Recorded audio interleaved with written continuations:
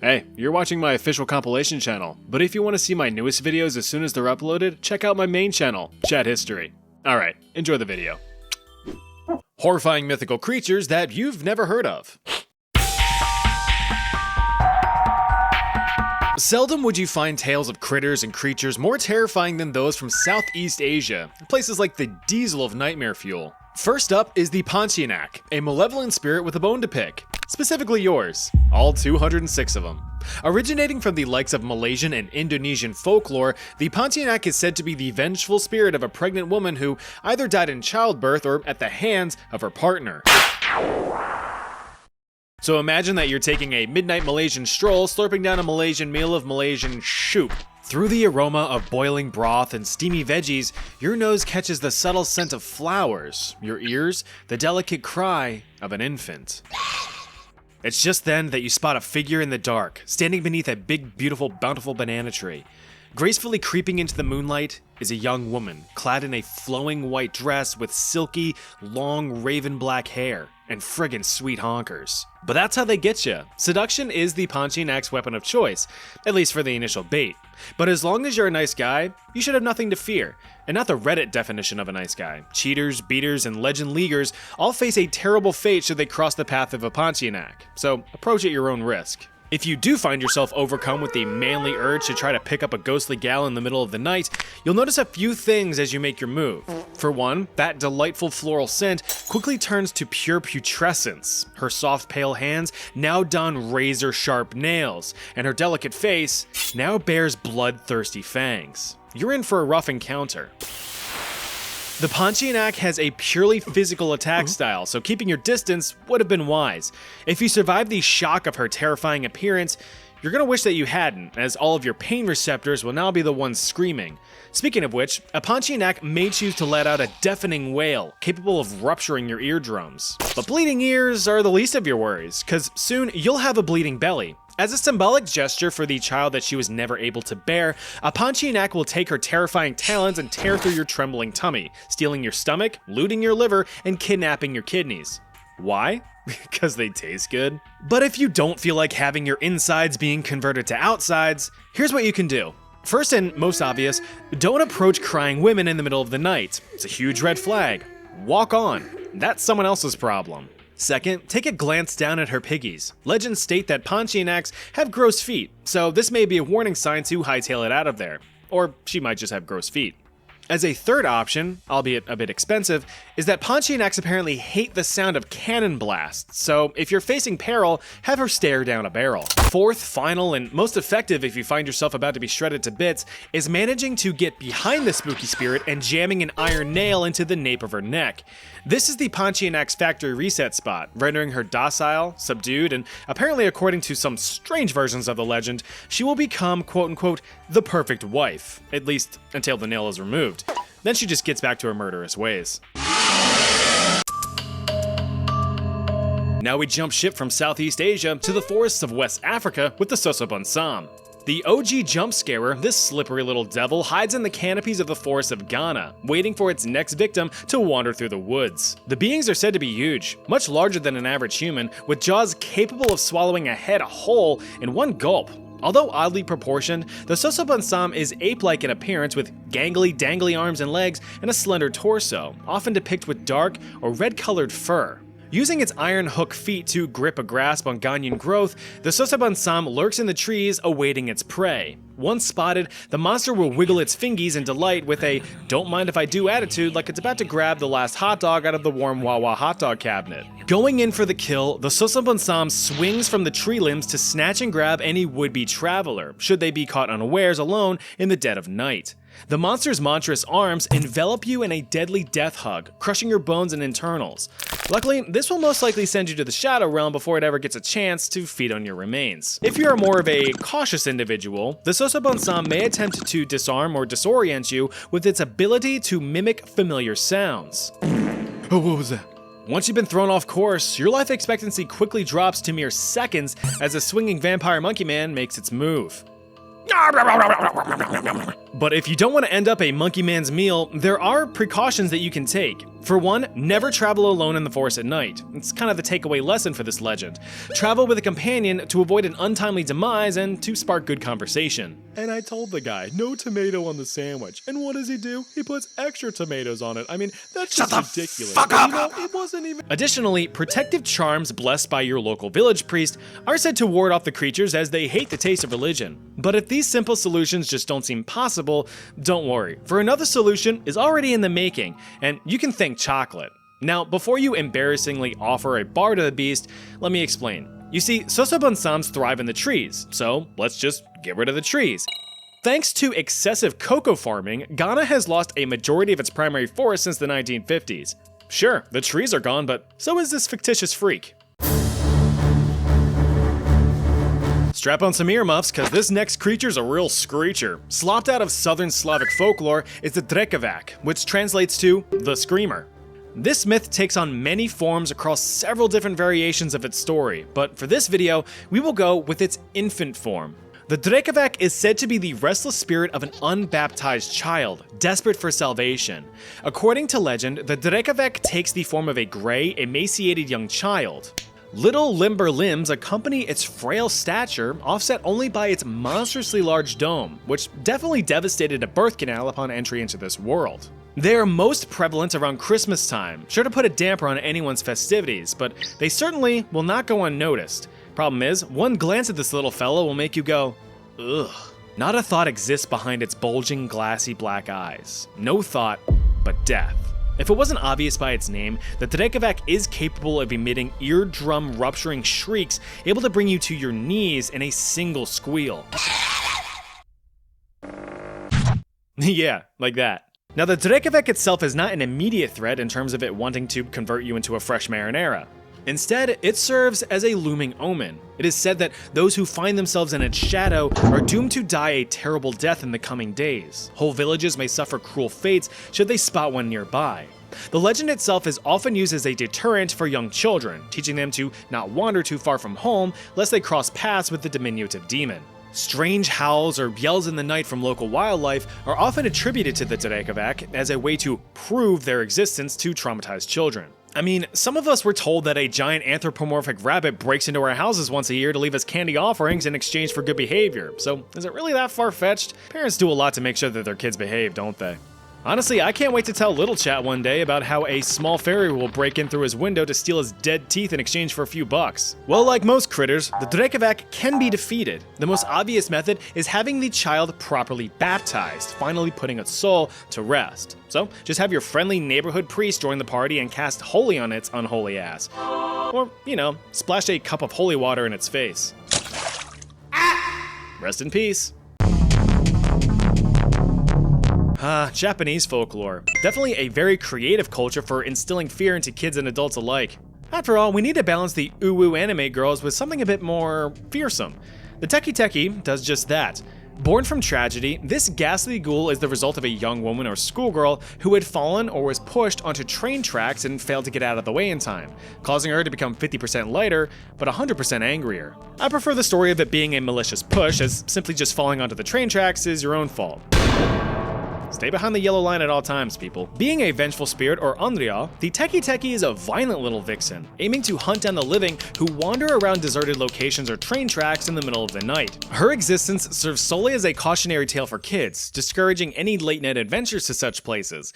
It's interesting the tales that parents come up with to protect their children. So instead of it being like, "Alright, Dad, I'm going to that old abandoned factory with some friends." The hell you are, that place isn't safe.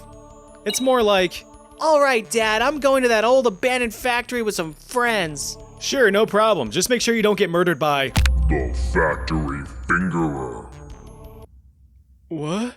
Any encounter with a Teki Teki could be your last. While they are just a half-body apparition of a young girl, they're still a force to be reckoned with. You may first become aware of its arrival by the sound of its hands slapping on the cement, which is how it walks, and the origin of its onomatopoeic name. In some tellings of the story, she carries a small scythe as a weapon. Others, she bears razor-sharp nails. If approached, she may ask you a simple question. Where are my legs? In Japanese, of course. This is a trick question. She ain't got no legs, Lieutenant Dan. Though, if you see a ghostly gal with her insides spilling out lumbering towards you on her hands, it should be common sense that you 180 the hell out of there. But you'd be wrong. Although she is restricted to just arms for movement, she is noted to be incredibly fast, even able to catch up to cars if necessary. Once she gets a hold of you, she will treat you to a similar fate as her own, using her scythe or nails to crack you open like a football Sunday beer can. Now, according to legend, and unfortunately for you, there's no clear way to defeat her, mainly just heeding the tale's warning to avoid deserted areas and train tracks. However, I'm sure a solid 45-yard field goal attempt could get the job done.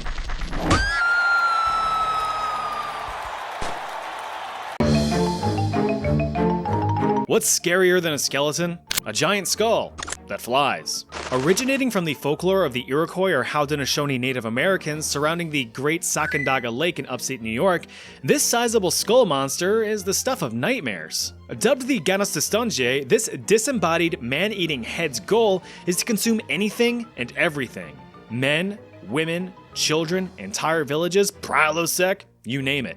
These dirigible domes are said to be the cursed souls of ones who have engaged in cannibalism or other various horrific acts within their lifetime. Thus, they are doomed to roam the earth with the curse of insatiable hunger. These heads can take the form of just mere skulls, but some versions of the tale depict them as full-fleshed faces with long flowing hair, either with feathered or bat-like wings. Their description reminds me a lot of those skulls from the Zelda franchise, particularly that one giant fella in the bottom of the well in Ocarina of Time. But I digress. It is said that even speaking about them attracts them to an area, as they have been known to descend on entire villages who keep their legend alive. Once summoned, these monsters begin wreaking havoc, biting and tearing victims apart, or swallowing them in one gulp, only to have to bite them immediately after, since they have no stomach. Their speed and sheer size makes escape nearly impossible. Even if you're hiding in a house like a little frightened mouse or scared as all hell while hidden in a well, they'll attack your shack for a crack at a tender little snack. In terms of defeating them, you're kind of SOL, as legends state that the Ganastistonje is virtually immortal and thus cannot be destroyed, save for one primitive weapon: fire. So get out your lighter and your pocket can of body spray and get to it.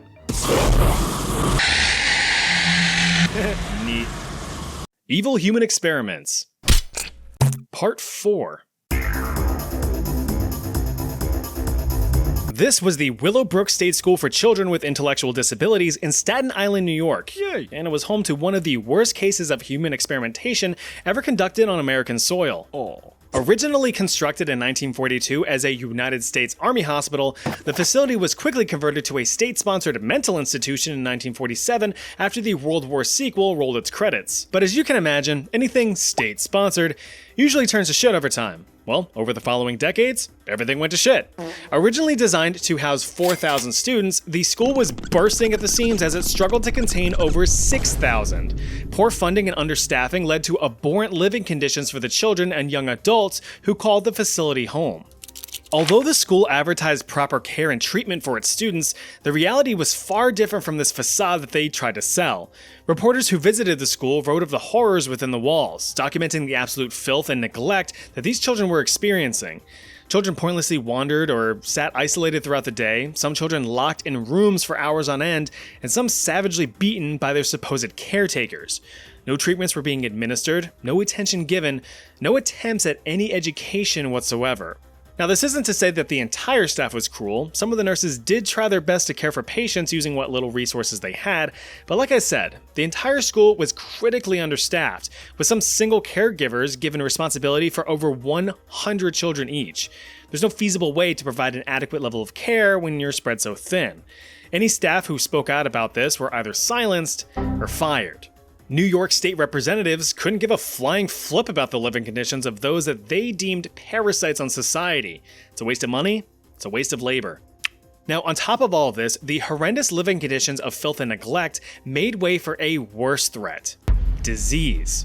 By 1958, nearly 90% of the children at Willowbrook were infected with hepatitis, with most new arrivals contracting it within days. In order to address this, they called in an expert. Dr. Saul Krugman. Hello. He was the leading physician in the study of hepatitis at the time, so understandably, he was the right man for the job. You see, hepatitis had been wreaking havoc across known human history, dating all the way back to the times of the ancient Greeks. The big bearded daddy of medicine himself, Hippocrates, documented outbreak symptoms of fever, liver damage, and yellowing skin, the same symptoms as hepatitis. With the virus having a recent outbreak on American troops during World War II, Krugman wanted to release humanity from its grasp, by any means necessary. And to do that, he needed data. To get that, he needed subjects. The children. Well, they wouldn't be able to consent to such experiments now, would they? The harsh truth is that most of these kids had limited mental function as it was, but there was a little thing called the Declaration of Helsinki that would prove useful. In case you're unaware, after the Nuremberg medical trials where Nazi doctors and nurses were tried for their war crimes, a medical code was developed, the Nuremberg Code. Established in 1947, the code brought forth a set of 10 ethical principles for human experimentation. As we know, human experimentation is a medical necessity. There's no ifs, ands, or buts about it. But there are more ethical approaches that we can take to be respectful of those whom are being experimented on. Things like voluntary informed consent, or the subject's right to withdraw from experimentation if they feel that they are in danger. But just to be clear, the code was not legally binding. It was just a strong set of guidelines. In 1964, the Declaration of Helsinki was proposed, another set of ethical guidelines built from the Nuremberg Code but with a little bit more detail and some slight changes. For Krugman's case, these are the most important. Informed consent could now be granted by legal guardians should the subject be incapable of providing consent themselves. Also, medical providers were given the responsibility to stop experimentation if, in their judgments, the experiments were causing harm. So how did that last pill make you feel? Pretty good. Symptoms have dissolved. Good. This revised set of codes put Krugman at an advantage, and he was about to activate his trap card. He now had a slew of potential test subjects at his disposal. He just needed their guardian's consent. Krugman then drafted carefully worded letters explaining the research, recruiting parents to send their intellectually disabled children to Willowbrook. Parents were promised that if they gave consent, their children would be given priority to be admitted to newer and cleaner research wards and given experimental vaccines to possibly become immune to hepatitis. They were basically told, hey look, your kid's gonna get hepatitis anyway. Might as well let us test this experimental medicine. Sure, Willowbrook did have a terrible reputation as a care facility, but it was still a care facility and remained the only option for some families.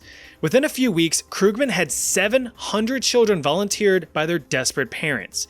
Parents who just wanted to give their children a chance at proper care that they couldn't provide themselves. Upon admittance into the school, experiments were conducted in two main phases, one for immunity studies and the other for treatment studies. The immunity group was injected with antibodies and closely monitored to gauge their efficacy. Children simply carried on their day-to-day existence to see if they would still contract the virus. The other group were the unlucky ones. While still given the antibodies, they were deliberately infected with hepatitis. This was either done with direct injection or the drink, a mixture of chocolate milk and infected fecal matter from sick children. Yeah, they really did that. Through experimentation, Krugman learned the amount of the milk needed to cause infection and how long it would take for them to start showing symptoms. Children who managed to recover from the virus were then later reinfected to test for any developed immunities. Krugman looked on as these children suffered, their skin and eyes turning yellow, and them vomiting and refusing to eat. Despite this suffering, Krugman's research was successful. Not only did the experiment drastically speed up the eventual production of a suitable hepatitis vaccine, but helped identify both hepatitis A and B as separate variants. But of course, this didn't stop the criticism. The medical community was completely appalled by Krugman's actions. Although he provided the world with an exceptional discovery and medical progress, he did so while harming his fellow humans, which goes against the medical code of ethics. Paul Offit, a director of the Vaccine Education Center at the Children's Hospital of Philadelphia, stated that he didn't believe anyone is, quote, ever justified to inoculate a child with an infectious virus that might kill them. Furthermore, famed vaccinologist Maurice Hilleman stated that Krugman's research was, quote, the most unethical medical experiment ever performed on children in the United States. It wasn't until 1972 when Geraldo Rivera, a local investigative reporter, snuck into the Willowbrook school. Inside, he documented the atrociously inhumane living conditions and broadcast them to the world. It was only then did anyone learn the true horrors within the walls. Sure, there were reports in the past, but seeing was believing. Public outcry surrounding unethical experiments like the ones at Willowbrook, as well as the Tuskegee syphilis study, prompted government officials to act. And by 1974, the National Research Act was put into law, requiring any federally funded research involving human subjects to be reviewed and approved by a designated review board. Despite various attempts to refurbish the school, conditions at Willowbrook never improved, leading to its eventual closure in 1987. Krugman, although facing initial backlash for his research, was later praised for his breakthroughs. His past sins were swept under the rug as he became the president of the American Pediatric Society in 1972. He died peacefully several years later in 1995 at the age of 84. Canadians are usually seen in a pretty great light, their morality as high as their house prices, but not everything in their history is all sunshine and syrup. Back in 1942, while the world was going to war over in Europe, Canada had itself quite a domestic display of detrimental dread that would cause suffering for over a decade. The Canadian government was making a push to set nutritional standards across the board for all Canadians, setting a baseline for a healthy and nutritious diet so that little lads and ladies could grow up to be formidable fellas and fellettes. It was around this time that breakthroughs in vitamin and mineral isolation were being made, allowing individual supplements to come to market. So, what's this one called? Oh, that's vitamin A. Huh, vitamin A. Neat. Research surrounding the daily recommended intake amounts of such supplements was critical to give proper recommendations for general public consumption. Not only that, but researchers were curious if these supplements could provide additional health benefits outside of just maintaining normal bodily function. In order to test the true advantages of these nutrients, you needed a night and day comparison, both strong and healthy subjects and malnourished ones. Very malnourished ones. Enter Canadian nutritionist and biochemist Lionel Pett. He heard whispers of severe malnutrition amongst various indigenous populations in the Great White North, particularly in the northern region of the province of Manitoba. He brought along a couple buddies. He had Dr. Percy Moore, a medical superintendent in the Department of Indigenous Affairs, as well as famed nutritionist and pediatrician Dr. Frederick Tisdall. Together, the three men set out to investigate the claims. What they found was nothing short of tragic. To say that these people were starving would be an understatement. The level of malnutrition was crippling. Elders were completely bedridden, children had their growth drastically stunted, and even the able-bodied adults were barely able to function. This led the indigenous population to experience dramatically disproportionate death rates, nearly 52 times the rate of tuberculosis deaths, 8 times the national rate of infant mortality, and 5 times the overall death rate. And that wasn't all. Hunger in the state-sponsored boarding schools for the indigenous children was a constant plague. Thanks to intentional underfunding from the Canadian federal government, these schools were incapable of providing decent food for students. Some schools were noted having no refrigeration or appliances, no basic sanitation, or even trained kitchen staff. School children had no choice but to consume food that was practically inedible.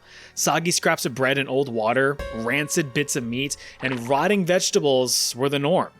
Children were estimated to only be consuming around 1,200 calories a day if they were lucky. That's well below even the bare minimum recommended caloric intake of 1,400 calories a day. Approximately 28% of the girls and 70% of the boys were reported as underweight for their age. But instead of bringing these issues, the very obvious root of school-wide malnutrition to light, Pett, Moore, and Tisdall saw these withering children and thought, "Great, there's our test subjects." And so they got to work. Their goals? Study the negative effects of malnutrition itself and if they could be positively offset by nutrient-fortified foods. Together, the three men gathered data points using over 1,000 indigenous children from several boarding schools across Canada. Blood samples, physical exams, and aptitude tests, all used to establish a baseline across 2 years.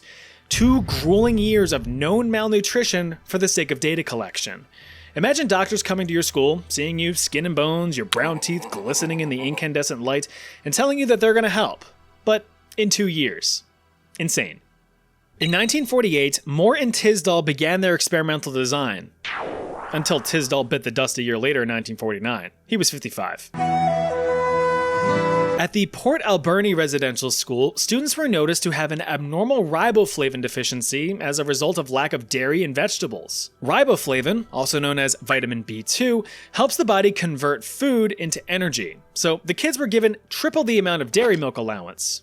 That's it, just more milk. The Shubenacadie School, crazy name as it is, showed lower measures of ascorbic acid, or vitamin C, in its respective blood sampling. Vitamin C is pretty important for your immune system. Helps prevent you from getting all the icky sickies. Half of these students received vitamin C tablets. The other, placebos. Children at the blood school were pretty low in vitamin B1. Also known as thiamine, vitamin B1 plays a vital role in cellular growth and development. They were given a tasty vitamin B fortified flour. Eat up. Similar to Port Alberni, St. Mary's children also lacked riboflavin, but instead of milk, these kiddos were given a fortified flour containing bone meal, which wasn't even legal for sale under Canadian law. Finally, the very unfortunate students at St. Paul de Métis were left with no changes whatsoever. They were the control group. Sorry guys. Despite the knowledge of the severe lack of quality of nutrition at each and every one of these schools, no additional interventions outside of these supplements were ever made. In fact, many of the staff were actually instructed to withhold any access to dental hygiene for the students, lest it skew their data. None of these children were ever informed that they were being treated as glorified lab rats, nor had any parents ever been told about these experiments. It was all a secret. These experiments lasted for 5 years. 5 years of continued and deliberate malnutrition of children. To no surprise, many died. Even before the experiments, death was prevalent in these schools. And yet, the studies continued, finally concluding in 1953. The results? No breakthroughs, no discoveries, nothing medically valuable that wasn't already known to the healthcare community. Ultimately, the results were inconclusive at best. The suffering was pointless and fruitless. Ashamed of his worthless work, Dr. Percy Moore kept the studies hidden. It wasn't until 2013 when historian Dr. Ian Mosby uncovered the studies and made them public to the world, 60 years after the experiments had ended. Because the research remained hidden for the rest of their lives, both Dr. Pett and Dr. Moore continued to have successful careers, remaining prominent Canadian healthcare figures. Moore died in 1987 from Alzheimer's at the age of 88, and Pett died in 2003 at the age of 93. Probably because he was old as dirt. Harsh criticism came after their work was revealed, sure, but too little, too late. Even in the shadow of a devastating disaster, no one's safe from unethical medical curiosity. On the night of December 3rd, 1984, the city of Bhopal in the Indian state of Madhya Pradesh was in for a rude awakening. A silent death cloud crept across the city, with families abruptly torn from their sleep, aggressively coughing, their eyes inexplicably stinging, and their lungs desperate for fresh air. Within hours, residents fled from their homes to seek refuge, but thousands lay dead in the streets and in their homes. The Bhopal disaster is considered to be one of, if not the, worst industrial accidents in the history of mankind. An accidental release of gaseous methyl isocyanate, a poisonous tearing agent compound, caused the death of nearly 20,000 impoverished Indian civilians, with nearly 2,000 of them being immediate and 8,000 in the following days. This disaster was the result of neglect and underfunding from the Union Carbide Corporation. Various budget cuts to the plant had caused huge gaps in safety and maintenance of chemical production equipment within the facility. Nearly 45 tons of poisonous gas was accidentally released across the city, killing livestock as well as entire families. It's estimated that as many as 500,000 people were directly affected by this disaster. The area surrounding the plant still remains contaminated to this day, even after some half-assed cleaning efforts. Residents living in the area have reported severe health issues years after the incident, many of which being crippling birth defects of those born in the wake of the disaster. As a bit of a band-aid, Union Carbide, the American corporation that owned the plant, paid a modern-day equivalent of $1 billion in compensation in 1989. The Indian government used some of these funds to open the Bhopal Memorial Hospital and Research Center in the late 90s. A hospital which, while open to any needy patient, also provided free medical treatment to any survivors which, at this point, nearly 2 decades later, were in the hundreds. But these survivors would soon be subjected to a new wave of suffering. A caveat made with the construction of the new hospital was that the victims would be studied to determine long-term effects of methyl isocyanate exposure. However, no supporting documentation has ever been found that this research was ever even conducted. Between the years of 2004 and 2008, the hospital was instead commissioned to run several clinical trials funded by various big-name pharmaceutical companies including Pfizer, GlaxoSmithKline, and Bristol Myers Squibb. Remember, it wasn't just a hospital, it was also a medical research center. It's right there in the name. The participants? 279 hand-picked patients, 215 of which were victims of the Bhopal gas leak with severe chronic conditions. But why pick them? Well, it's been suggested that since these victims were being treated on the government's dime, they were a bit more disposable. These clinical trials focused on testing various drugs and therapies for any adverse effects in humans. These included gastrosurgery, cardiology, psychiatry, and anesthesiology. Participants, if you could really call them that, were given no informed consent on the matter. One survivor who endured the trials was quoted saying, "They didn't tell me anything about the medicine. When they used to give me the medicine bottle, they used to make me sign a form which I had no clue about." In 2011, investigative journalists discovered and compiled the abhorrent trials in a comprehensive report which you can read in my description below if you're interested. Pfizer focused on antibiotic trials which caused terrible adverse effects. GSK sponsored illegal cardiology trials in collaboration with French pharmaceutical company Sanofi Aventis. Of the 57 patients in their trials, 5 died. There's evidence to support that at least 10 patients died as a result of these various trials. The companies responsible were found to have been in violation of many of the Nuremberg and Declaration of Helsinki principles. For example, any trial-related deaths must be thoroughly investigated and publicly reported in a timely manner. Some of these deaths weren't reported until months or even years later. Now, there was an ethics committee for the trials, which are supposed to be a third-party, non-biased group responsible for overseeing the ethics of the experiment, but get this, 13 of the 19 committee members were doctors performing the trials. Even the freaking ethics committee was unethical. Despite becoming aware of these very obvious and just completely abysmal red flags, the Drug Controller General of India simply sent a warning note to the hospital, which was basically just a big, "Cut it out, mister." In 2013, outspoken activists and court petitions demanded compensation for the victims of the trials, but of course, none were ever distributed. Gotta love corruption. Sit down, strap in, buckle up, clench your cheeks, and put any food down for this one. This is Dr. Leo Stanley, a real sick son bitch. Born in 1886 to a house of learned doctors, Leo grew up to continue his father's legacy. So in 1913, fresh out of school, gripping his medical degree in his sweaty palm and with little to no surgical experience, Leo became the chief surgeon of the San Quentin prison in, you guessed it, San Quentin, California, the state's oldest prison. Leo's first impressions left much to be desired. The prison was cramped and run down with little to no air circulation, no natural light, and the worst offender of all, according to Leo at least, was the lack of racial segregation. In response, he commissioned a new building, one with fresh air, warm light, and people separated by the color of their skin.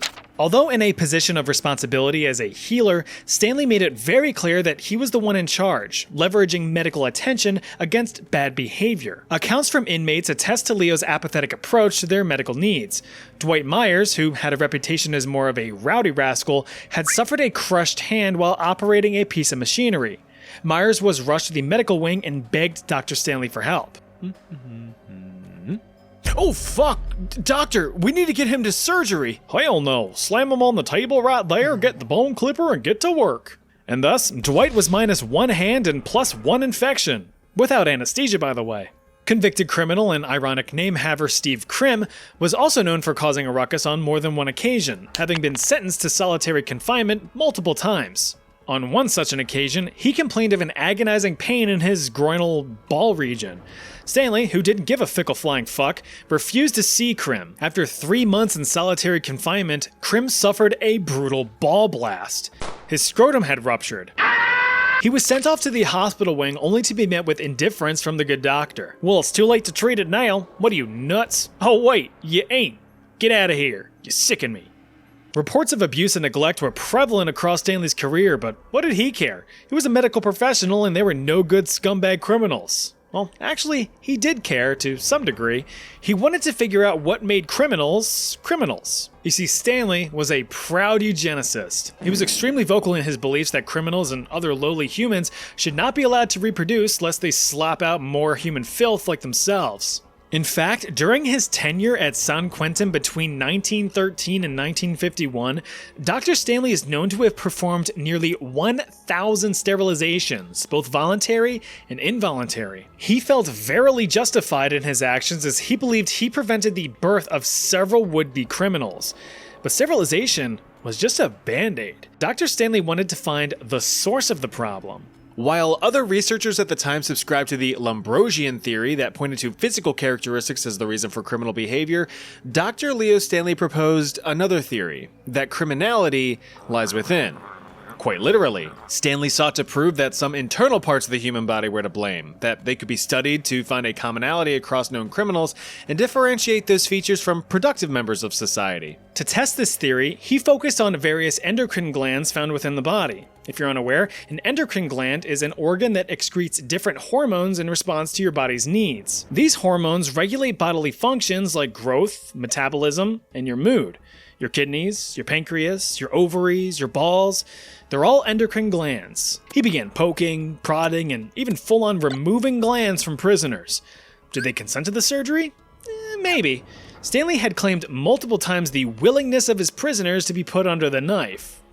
But it was later revealed that most of these prisoners had suicidal and homicidal tendencies, so believe what you will. Stanley noted how one troublesome prisoner, who, upon the removal of the majority of his thyroid, experienced a night-and-day personality switch from disorderly degenerate to a calm and collected compatriot, following rules and routines and having his aggressions completely vanish. Stanley drew inspiration from the studies of Charles Brown-Séquard, the manic Mauritian physiologist who injected himself and others with a concoction of blood and animal testicles as a means of rejuvenation and reversing the aging process. You know, from my immortality video, that guy. Despite that research being widely discredited as a bunch of fucking poppycock, Dr. Stanley decided to give it a chance. He conducted multiple experiments involving the removal of testicles of freshly executed prisoners and slapped them bad boys into the sacks of senile old men with the hope of making them less old and certainly less senile. Surprisingly, it worked.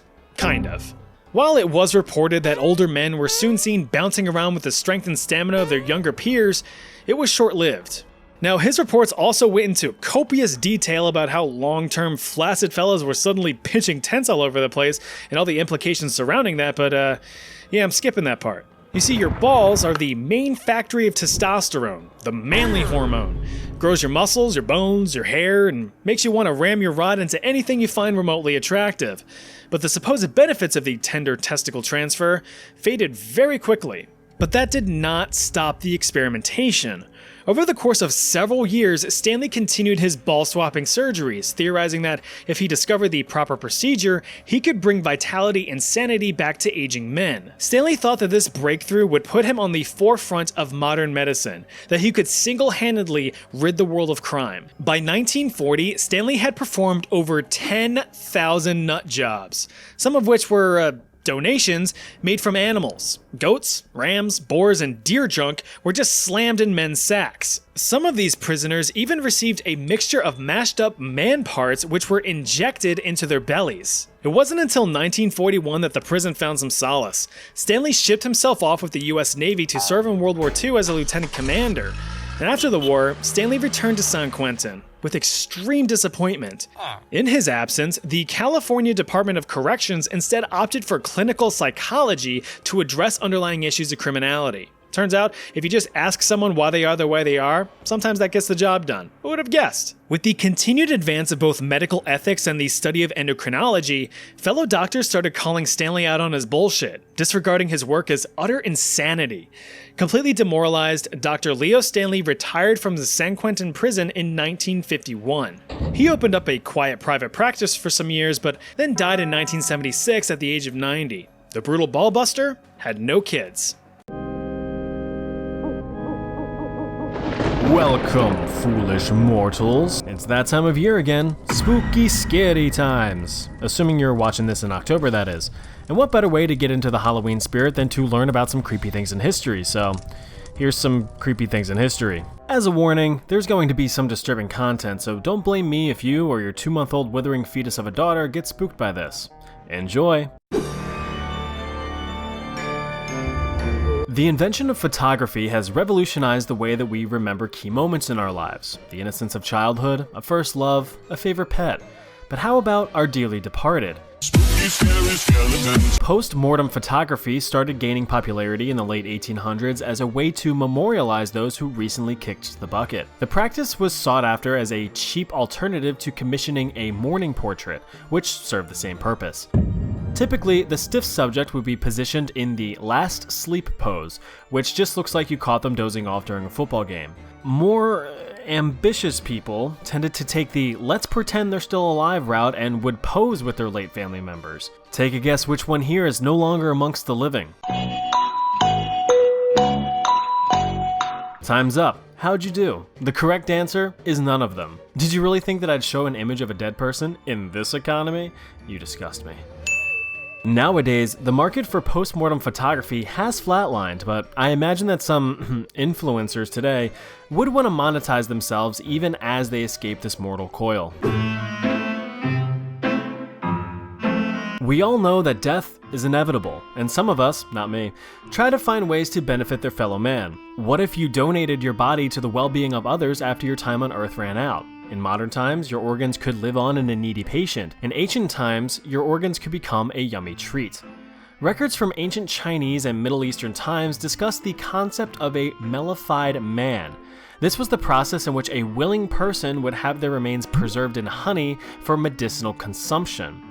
It was discovered that natural, unprocessed honey served as a rather effective and tasty embalming agent. Thanks to honey's natural antibacterial properties, it was able to preserve bodies far longer than other resources at the time. To begin the mellification process, an altruistic elder would volunteer to completely restrict themselves to a classic Winnie the Pooh diet. Nothing but honey. Breakfast? Honey. Lunch? Honey. Dinner? Honey. Dessert? A lovely, decadent creme brulee. Nope, more honey. As you can imagine, all of that honey ain't so sweet for the good old digestive tract. Eventually, the volunteer's body just completely deteriorates, slowly becoming honey to the point where they would just literally be sweating out honey through their pores and spraying out honey from their beehole. At that point, the body completely shuts down and the volunteer sweetly surrenders to the great hive in the sky.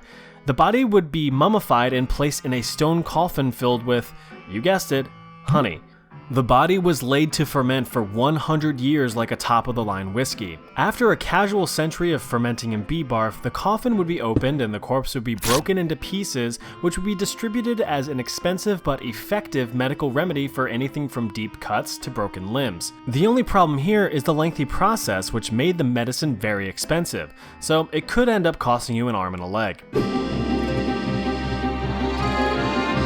James Jameson, an heir to the Jameson whiskey fortune, was on an expedition across Central Africa in 1888 when he came across an interesting proposition. According to Jameson's translator, Asad Farhan, Jameson had heard stories of local tribes' practices of cannibalism. He was in contact with a local slave trader, Tipu Tip, who discussed Jameson's curiosities with the local village chiefs. After some back and forth, Tipu brought forward a 10-year-old slave girl. Tipu requested Jameson give him a bit of cloth to see if the horrifying stories were true. Jameson's desire to see the act firsthand overruled all sense of morality. Half thinking this might be a cruel joke, he handed over 6 cloth handkerchiefs. One of the chiefs motioned over more men who immediately tied up the girl and began ripping her apart and devouring her. Jameson, morbidly fascinated, did not let the opportunity go to waste, and began sketching out the scene in his notebook. Nothing was left of the girl, who reportedly never made a sound during her consumption. After the incident, Jameson knew he royally fudged up since he now had a witness. Assad was all and reported the event to the public, which Jameson quickly denied to save his and his family's reputation. It's unclear if the events 100% took place the way I just explained, but since everyone involved has been dead for over 130 years, especially the girl, it remains unclear how it all happened. But the guy had sketches, so like, come on dude, you did it. Things were all out of whack in Italy around the 9th century. Kingdoms were falling, emperors were rising, pizza hadn't been invented yet, the whole place was a political shit show, and religion surely didn't help in calming things down. The Vatican saw the appointment of 24 popes around a 100-year period, with a decade having a new pope every year. Then this guy shows up, Formosus, a bishop under the current pope, Pope John VIII. But Pope John does not like Formosus. So much so that he accused him of trying to steal his popehood and acting against the rather unfortunately named King of Italy, Charles the Bald, who wasn't even bald. For his alleged crimes, Formosus was excommunicated from the Vatican in 876. 6 years later, everything was a-okay since Pope John VIII left the Vatican on account of him dying. Formosus resumed being a bishop for a while until he was voted to become the next pope in 891. After 5 grueling and politically exhausting years as pope, where he may or may not have convinced a Bavarian king to invade Italy for the crown, Formosus himself went to the great cloud city above. He was succeeded by Pope Boniface VI, which is an appropriate name because he would become a skeleton only 15 days after becoming pope. The next pope, Stephen VI, who thankfully had a normal name, decided to get a bit of revenge on Formosus. Stephen wasn't too happy with the whole Bavarian king invading Italy to become emperor thing, so he held a trial, and Formosus was the defendant. But wait, I thought he was dead. How could he? No, you're right. Pope Stephen had Formosus' corpse dug up, dressed up, and propped up in court. After yet again being accused of attempting to illegally seize popehood from John VIII, amongst other crimes, Formosus was quick to defend himself, stating, to which Pope Stephen said, "Objection!" After the ridiculous court case, Pope Formosus was found guilty. He had 3 of his fingers ripped off, stripped of his honors, and had his remains dumped into the Tiber River, where they were later recovered and laid to rest. The Italian people weren't happy with this move, so during a public uprising, Pope Stephen was arrested and strangled in prison. Béla Kiss was an Austro-Hungarian man born in 1877. A simple man who had an affinity for astrology and the occult, he married twice and had 2 kids. Nothing too out of the ordinary except for the whole occult thing, but hey, some men love mowing a good lawn, some men love studying vampirism. Kiss hired on a housekeeper to tend to the house after his wife left him for some 6'14" stud muffin Giga Chad. The housekeeper noticed that women would often visit the home as customers for Kish's side hustle as a spooky fortune teller. He also began collecting quite a few metal drums on the property. When asked about it, he said he was just stocking up fuel as rations for the upcoming war, to which his neighbors responded, "Oh yeah, that makes sense," and went about their business. In 1914, Kish was conscripted into the Austro-Hungarian army to fight in World War I. After believing to have been killed in action, Kish's landlord began clearing his property and stumbled upon the fuel drums. The landlord opened up one of the barrels to discover a rotting corpse bound in a sack. "This isn't fuel," said the landlord, and he called the cops. Overall, 24 bodies were recovered from the property. Remember that wife and her Sigma mindset lover? Yeah, strangled and stuffed into barrels. His victims also had puncture marks on their necks and were drained of blood, giving him the title of Vampire of Cincotta, the town where he lived. A frantic manhunt for Kish began, just in case he survived the war, which he did. Kish was reportedly in a Serbian hospital recovering from war injuries. By the time police caught on to his scent, he escaped, performing a classic body swap with the dead soldier. He was reported to have been seen over the following years a few times, but he was never caught. Terrifying mythical creatures from around the world. Again. If you're from my neck of the woods or are fans of a certain hockey team, you might be familiar with the Jersey Devil. Let me set the mood. It's a dark, stormy, cliche spooky night where we find this withering old broad. This is Mother Leeds, a presumed witch on the verge of slopping out her 13th crotch goblin.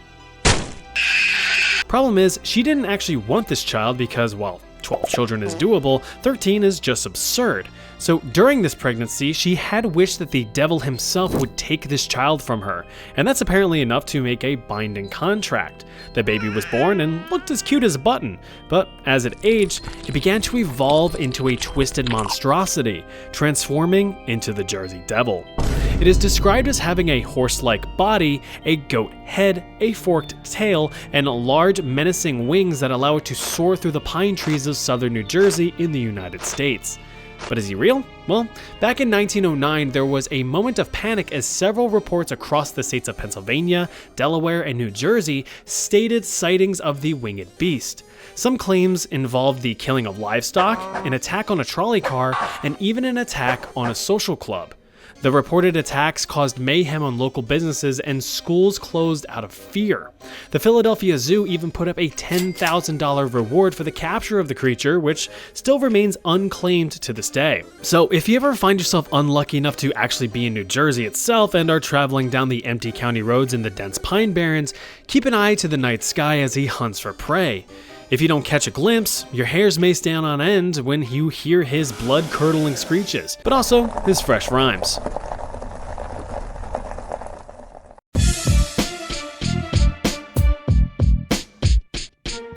My name's Jersey Devil, and I'm here to say that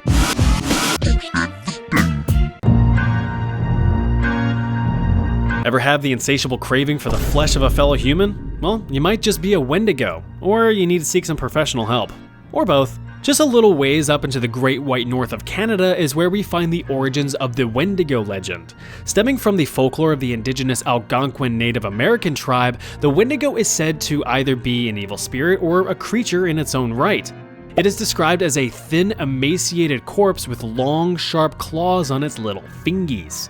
Its skin is sallow and gray, giving it a sallow and gray appearance. It also sports a stylish deer skull and antlers, which is a great distraction from the fact that you have 0.67 seconds left to live now that you've seen one.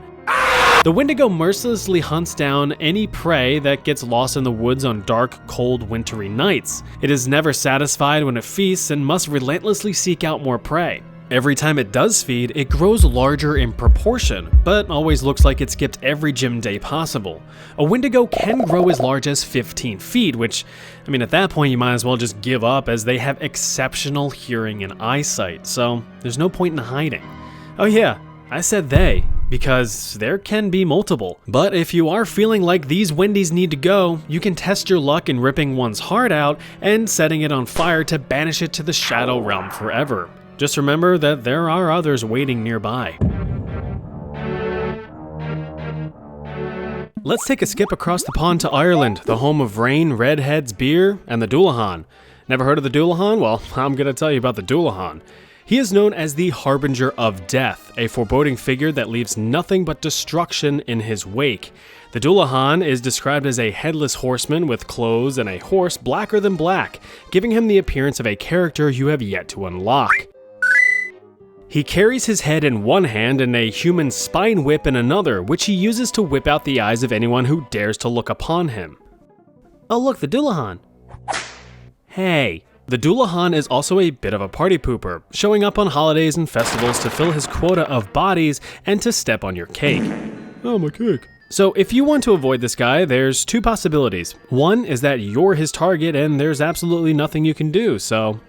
But if you're not his intended victim, be sure you're carrying at least a single gold coin in your pocket or wearing gold jewelry, as the Dullahan hates gold for some reason.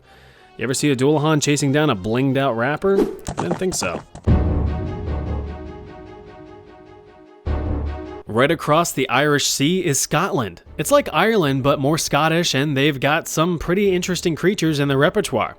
But today, we will be looking at the Ach Ishka. Yeah, doesn't sound how it looks, does it? The Ach Ishka is a malevolent water spirit that takes on the form of a horse because Ach Ishka literally means water horse in Scottish Gaelic. So what does it look like? Pretty much a wet horse. Some interpretations have it with fins or claws, but a wet horse just seems funnier to me. What isn't funny is why it is so evil. The malevolent mare is said to roam the nearby sea, but can trot around on land where you may even be able to mount and ride the demonic horse if you've got the stones for it. The problem is, once you've climbed aboard, you become permanently stuck to its back if it smells or even sees water, and being a water spirit, that's pretty much a given. Once you've locked onto the saturated steed, it makes a beeline for the sea. It can breathe underwater, you can't. So you can see why you'd be in a bit of a pickle. The Ak-Ishka will drag you down to the darkest depths where you will be ripped from its back and consumed, with only your stinky liver remaining to float to the surface as proof of your demise. Maybe you shouldn't ride on the back of a demonic horse? I don't know. But if you feel like you don't stand a chance, I suppose you could load up a blunderbuss full of silver to convert the horse demon into a pasta sauce. But first make sure it's not just a normal horse you're aiming at.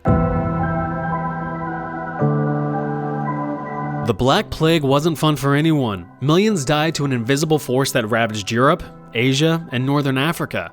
So, what's the best way to make sense of such an unknown cause of death? Why, make up a horrifying mythical nightmare creature, of course. In Norway, you may hear tales of the Pesta, a decrepit old witch that was the personification of the Black Plague itself. She is described as a dusty old hag dressed in black with the typical dead sunken eyes. You've seen this stuff before, I mean, how scary could it really be? Grandma Plague is always traveling, either on foot, by boat, or even flying, with no true destination but only with the intention of spreading desolation and despair. She can show up to your house at any moment. Grabbing some breakfast? Pesta. Doing laundry? Pesta. Petting your cat? Check again because you're petting the Pesta, and she loves it. This crusty old bitch comes equipped with either a broom or a rake, which according to legend determines the magnitude of death that she will leave behind. So remember this, if you see a rake, a few are left in her wake. If you see a broom, you're all fucked. Unfortunately, since she is the representation of the plague, there is no way to truly defeat her. Your best bet is to maintain your distance from others and practice good hygiene. Either that or you can give her a quick spray of bleach.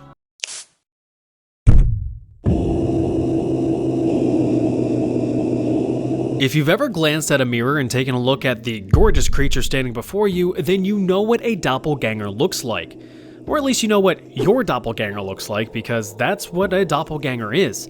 An identical, non-biologically related copy of you. So, sorry twins, you gotta sit this one out. You guys are creepy enough as it is. Originating from German folklore, it's unknown what this creature's true form is, as it instantly mimics the first person it lays eyes on. These mischievous little scamps will try to ruin your reputation by committing evil deeds and tricks while assuming your identity. So, it could be a valid excuse to relieve you of responsibilities for your actions. Farted in class? Nah, wasn't me. Terrible credit score? Wrong guy. Mass arson? My hands are clean. Even if you're innocent and all that, what's concerning is that the doppelganger can actually start to influence your own decisions by planting evil thoughts in your head by means of telepathy. So if you're sweating bullets as you're tempted to swipe the officer's service weapon when he stops you for a minor traffic infraction, that's just a doppelganger talking. But you have to resist. Just don't resist the officer or you'll end up looking down a barrel. Hey, you're finally awake. But if you do have to prove your innocence when side by side with your copy, there's a couple features that can tell you two apart. For one, the doppelganger has no shadow, so that's an easy giveaway.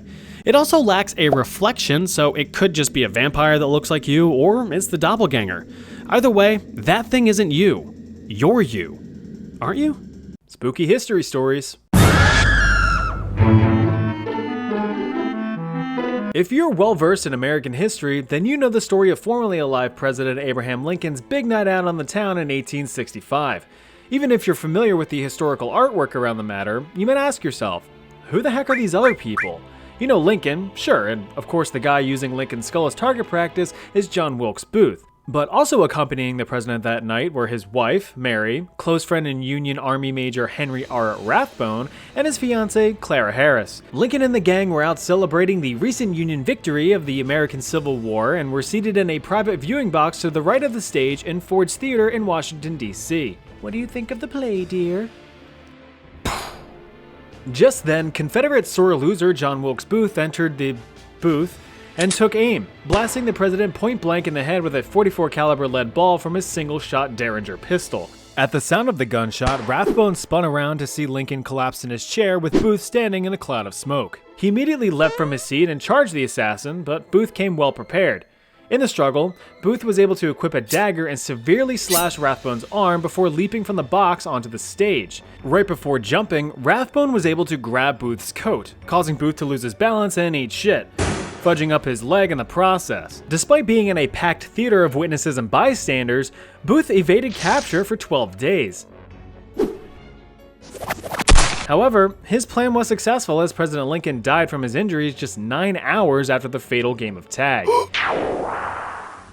Rathbone, who passed out due to blood loss but eventually recovered from his injuries, personally placed the weight of the president's death on his shoulders. He believed he should have been able to prevent the assassination, and because of this, he bore immeasurable guilt every day of his life, absolutely destroying his mental well-being to the point of insanity. After resigning from the military 5 years later, he struggled to find work until eventually given a consul position in Germany by President Arthur. Rathbone's now wife Clara had hoped that the change of scenery would do him some good. Rathbone's mental health continued to spiral, resulting in him lashing out at his young children and violently threatening Clara. After 13 years of mental deterioration, the breaking point had finally been reached. On December 23, 1883, Rathbone attacked his children in a fit of madness in their home. Clara had rushed to protect her children, but was fatally shot and stabbed by her husband. Instead of continuing his onslaught, he turned the knife on himself, stabbing himself in the chest 5 times. Despite the failed seppuku attempt, Rathbone survived his wounds, with police finding him covered in blood, claiming that there were people hidden in the walls of his home whispering to him. He was arrested and charged with the murder of his wife. During trial, he was officially declared insane by court doctors and committed to an asylum where he died 28 years later.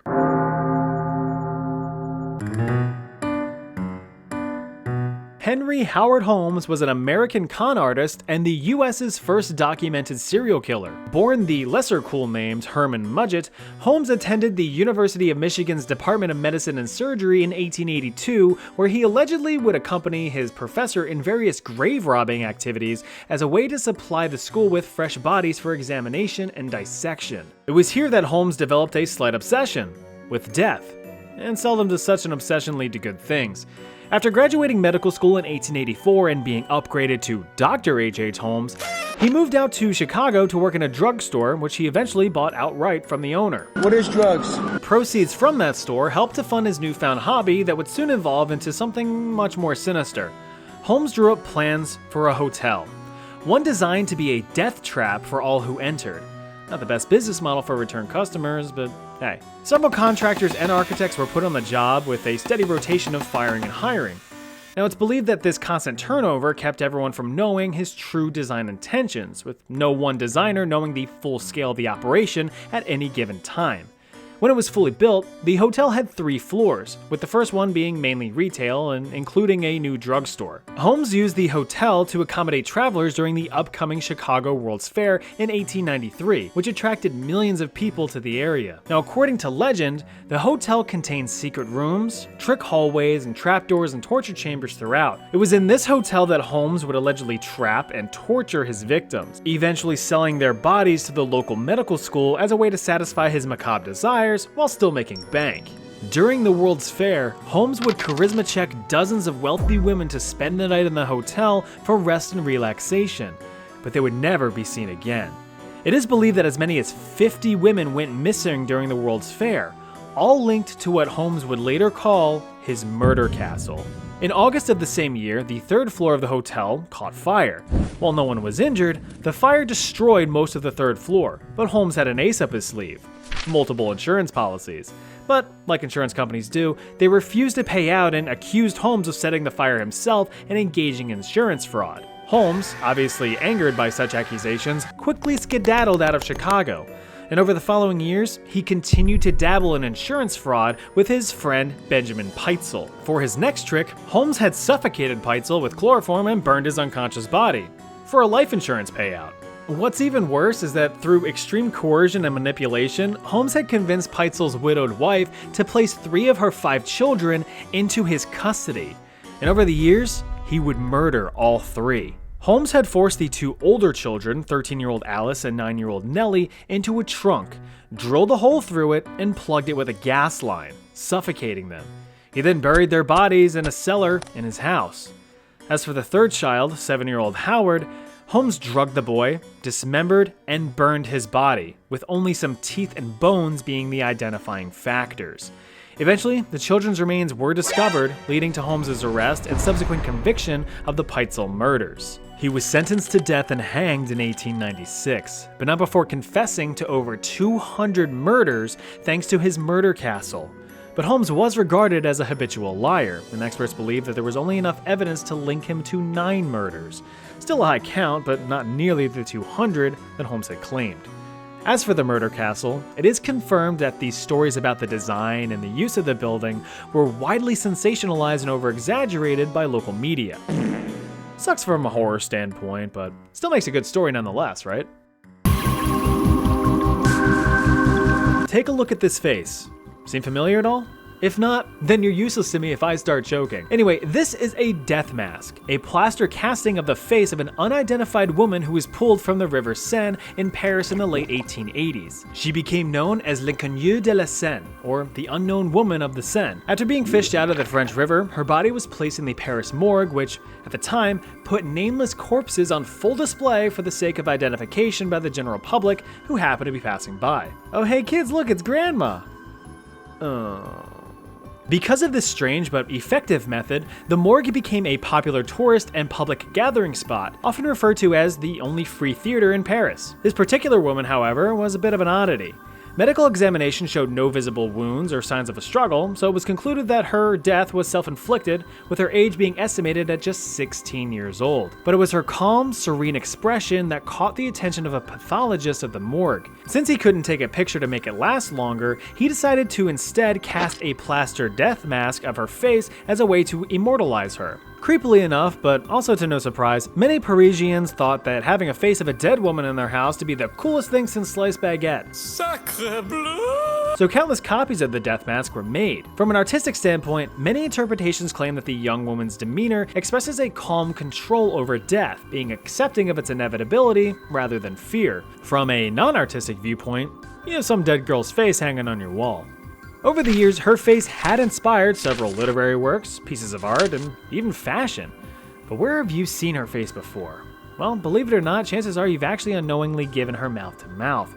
Because hers is the face of the CPR training doll, which is used in almost all CPR training courses worldwide since 1960. Sure, that might be creepy, but at least it's thematically appropriate.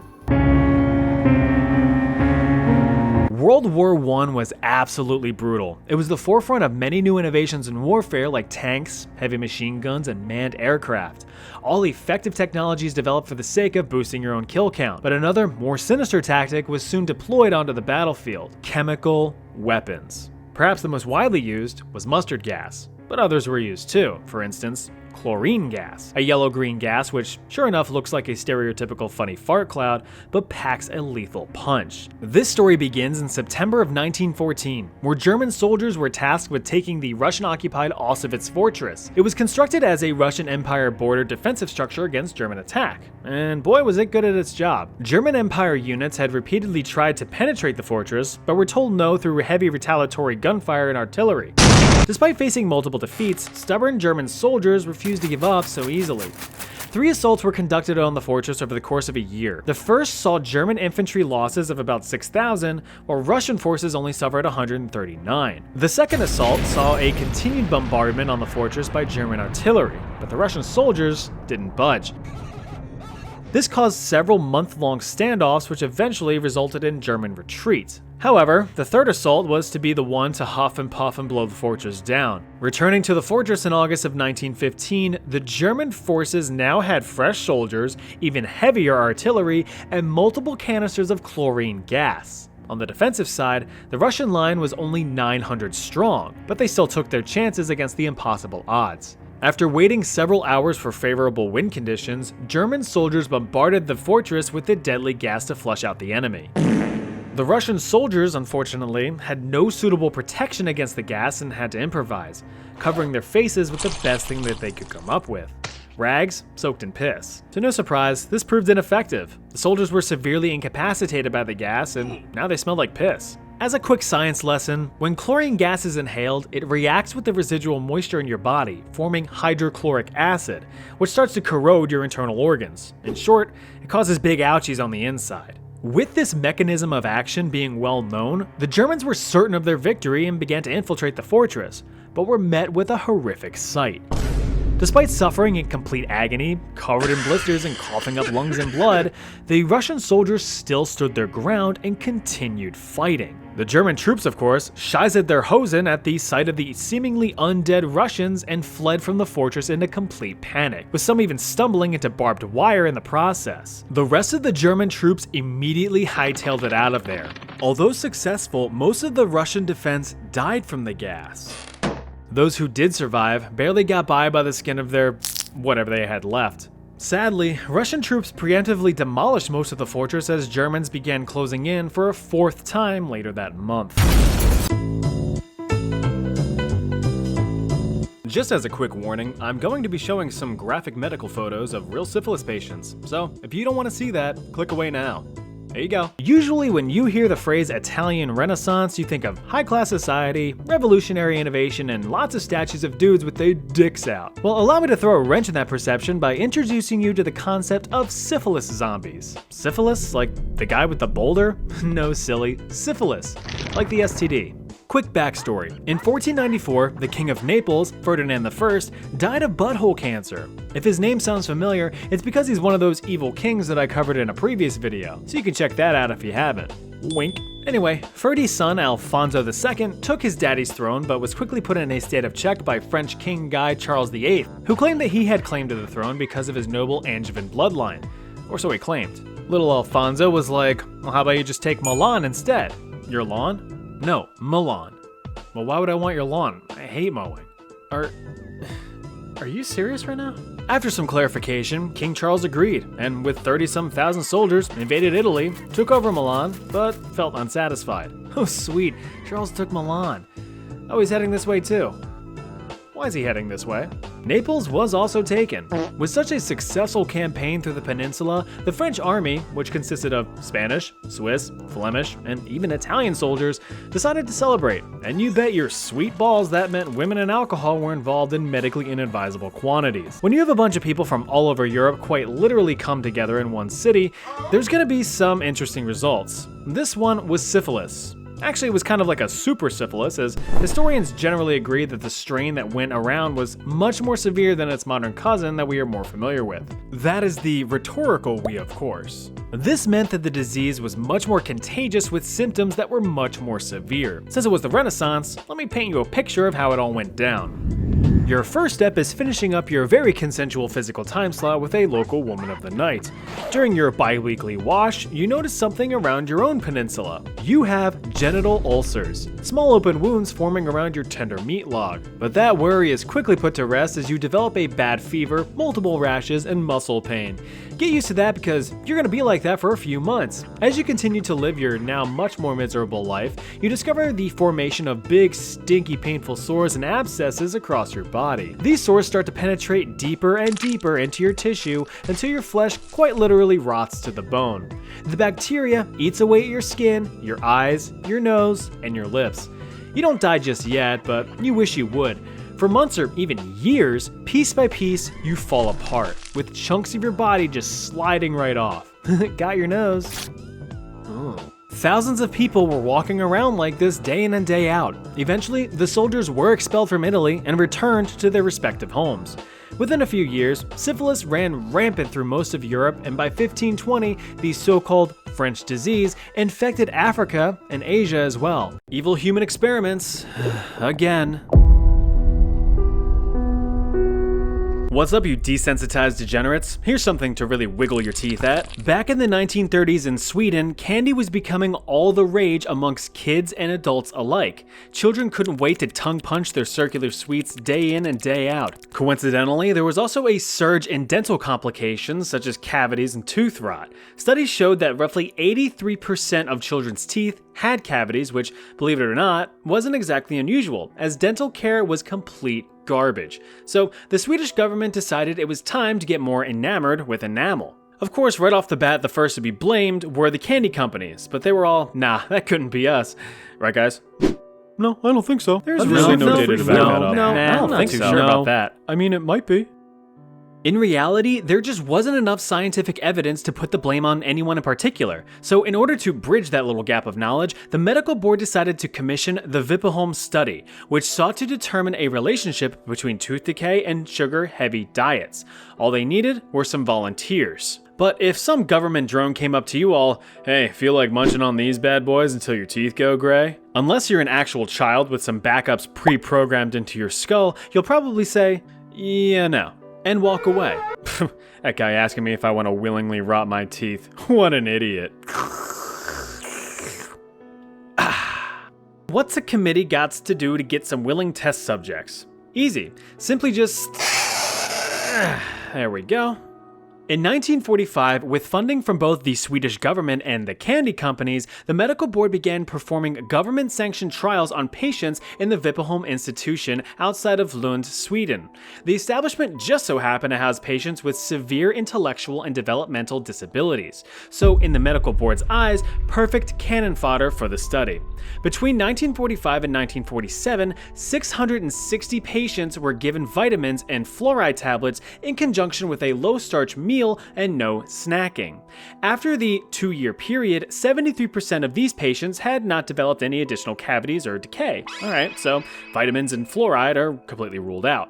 Well, in 1947, the medical board swapped the vitamins and fluoride with sugar-heavy diets, which included sugary snacks, drinks, and a specially formulated tacky toffee designed to aggressively stick to teeth. By the end of the study in 1949, about 10% of patients had irreversible damage to their teeth. They were pretty much rotten to the root, being deeply pitted with cavities which caused agonizing pain day in and day out. If you've ever had a toothache, you know how much that sucks. Well, with these results showing a clear link between sugar and tooth decay, the candy overlords weren't exactly pleased, so the scumbags decided to actually withhold the results, publishing them 4 years after the experiment had concluded, resulting in public outcry. Now, of course, people were more pissed at the results rather than the method, which was just brushed off as a necessary evil since the research ultimately did very much benefit society as a whole. Back then, the severely intellectually disabled were seen as merely subhuman, with their forced participation being considered their payment to the society that took responsibility for them. It wouldn't be until the 1990s that the ethics of the study were even questioned. Really messed up. So, remember to brush your teeth.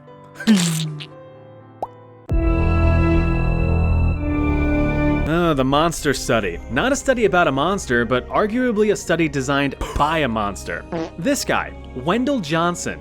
He was an American psychologist at the University of Iowa in Iowa. The overall goal of the study was to determine if a child's severe stutter could be cured through positive reinforcement and encouragement. Well, that doesn't seem too bad. Oh wait, no, the study also wanted to see if a stutter could be created from being verbally abused. Today, Junior? Well, that changes things completely. Those chosen for the study were, of course, innocent, wide-eyed, adorable orphans, which apparently are always in great supply for such a situation. 22 orphans, ages 5 to 15, were ultimately chosen, being divided into groups based on speech ability. 10 of the children were considered stutterers, and 12 children had no stutter at all. The study aimed to see how both positive and negative influences affected the presence of a stutter. So, to cover all of the grounds, the study looked like this. The children were divided into 4 groups. Group 1A, 6 non-stuttering children being told, "Good job for being such good speakers." Group 2A, 6 non-stuttering children being told that they were beginning to develop a stutter, which they weren't, and told to get their shit together.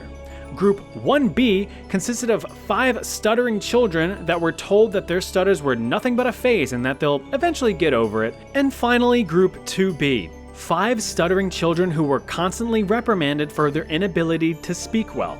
It's noted that only groups 2A and 1B were seen as interesting and critical to the research as it would directly challenge the overall theory. Can you cure a stutter? Can you force a stutter? The experiments, though designed by Wendell Johnson, were conducted by University of Iowa graduate student Mary Tudor. Not this Mary Tudor, the psychopathic Queen of England, this Mary Tudor. She executed the study following only an approved script written by Johnson. Each week, she would talk with the children and document their progress. Group 1B stutterers were told that they would, quote, outgrow the stuttering and they would be able to speak much better than they are speaking now. Pretty wholesome. 10 out of 10. On the other side of the spectrum, Group 2A's non-stutterers were basically smacked upside their skulls, being told that their teachers complained about their speech problems and that they must immediately be corrected by, quote, doing anything to keep from stuttering. Don't ever speak unless they can do it right. The orphanage teachers were also in on the gig, being given specific instructions to reinforce these ideas to the students as part of the fully encompassing scientific study, which lasted 5 months. The demeanor of Group 2A's children changed almost immediately. Once considered normal speaking with little to no issues, these children were now terrified to speak. They became withdrawn and hesitant, and some only really spoke with 1 or 2 word responses. Kinda like a bad date. So, how was your day? Good. Okay, how's your chicken parm? Good. Is your phone good too? Good. Okay, this isn't gonna work. Good. The children would even go as far as to punish themselves for any mistakes they made and would even isolate themselves from the other children. One 12-year-old girl even ended up running away from the orphanage completely.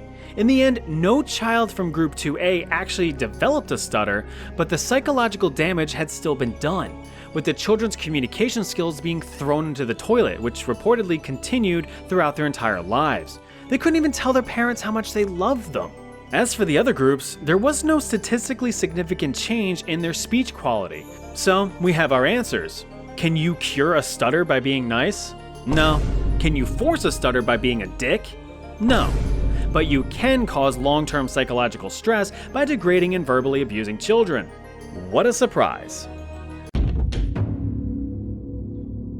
Okay, easy time's over. Time to really crank up the evil. The Holmesburg prison in Philadelphia, Pennsylvania in the United States was home to some pretty nasty human experiments from 1951 all the way to 1974.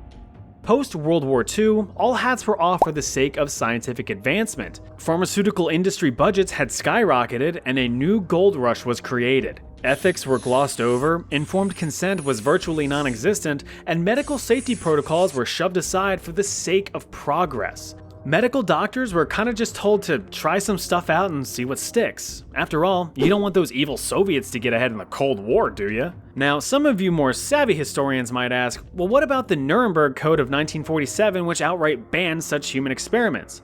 Well, American scientists waved their freedom fingers and said, haha, no, see, that code was for the gross bad Nazi guys over there. We Americans would never do something like that. No, never. Anyway, here, try this new pill. It might cure cancer, it might make you smell colors. We haven't perfected it yet, but trust us, it'll do something. Experiments performed in the Holmesburg prison ranged from applying simple cosmetics to make everyone look pretty, to exposure to corrosive and carcinogenic chemical weapons to make everyone look pretty dead. These experiments were funded by several large corporations, including Johnson & Johnson, the Dow Chemical Company, and even the US Army. Some people have rainy day funds, mega corporations have evil experiment funds. Perfectly balanced. Though it has to be said that these experiments were entirely voluntary, with prisoners being paid a few bucks here and there for their time and potential sacrifice. But when an individual is so desperate for money as to sell themselves to inhumane trials, is it really voluntary? Well, yeah, here's your $2. Same time tomorrow? One of the head honchos over there was American dermatologist Dr. Albert Kligman. When he entered the Holmesburg prison for the first time, he was quoted saying that all he saw before him were acres of skin.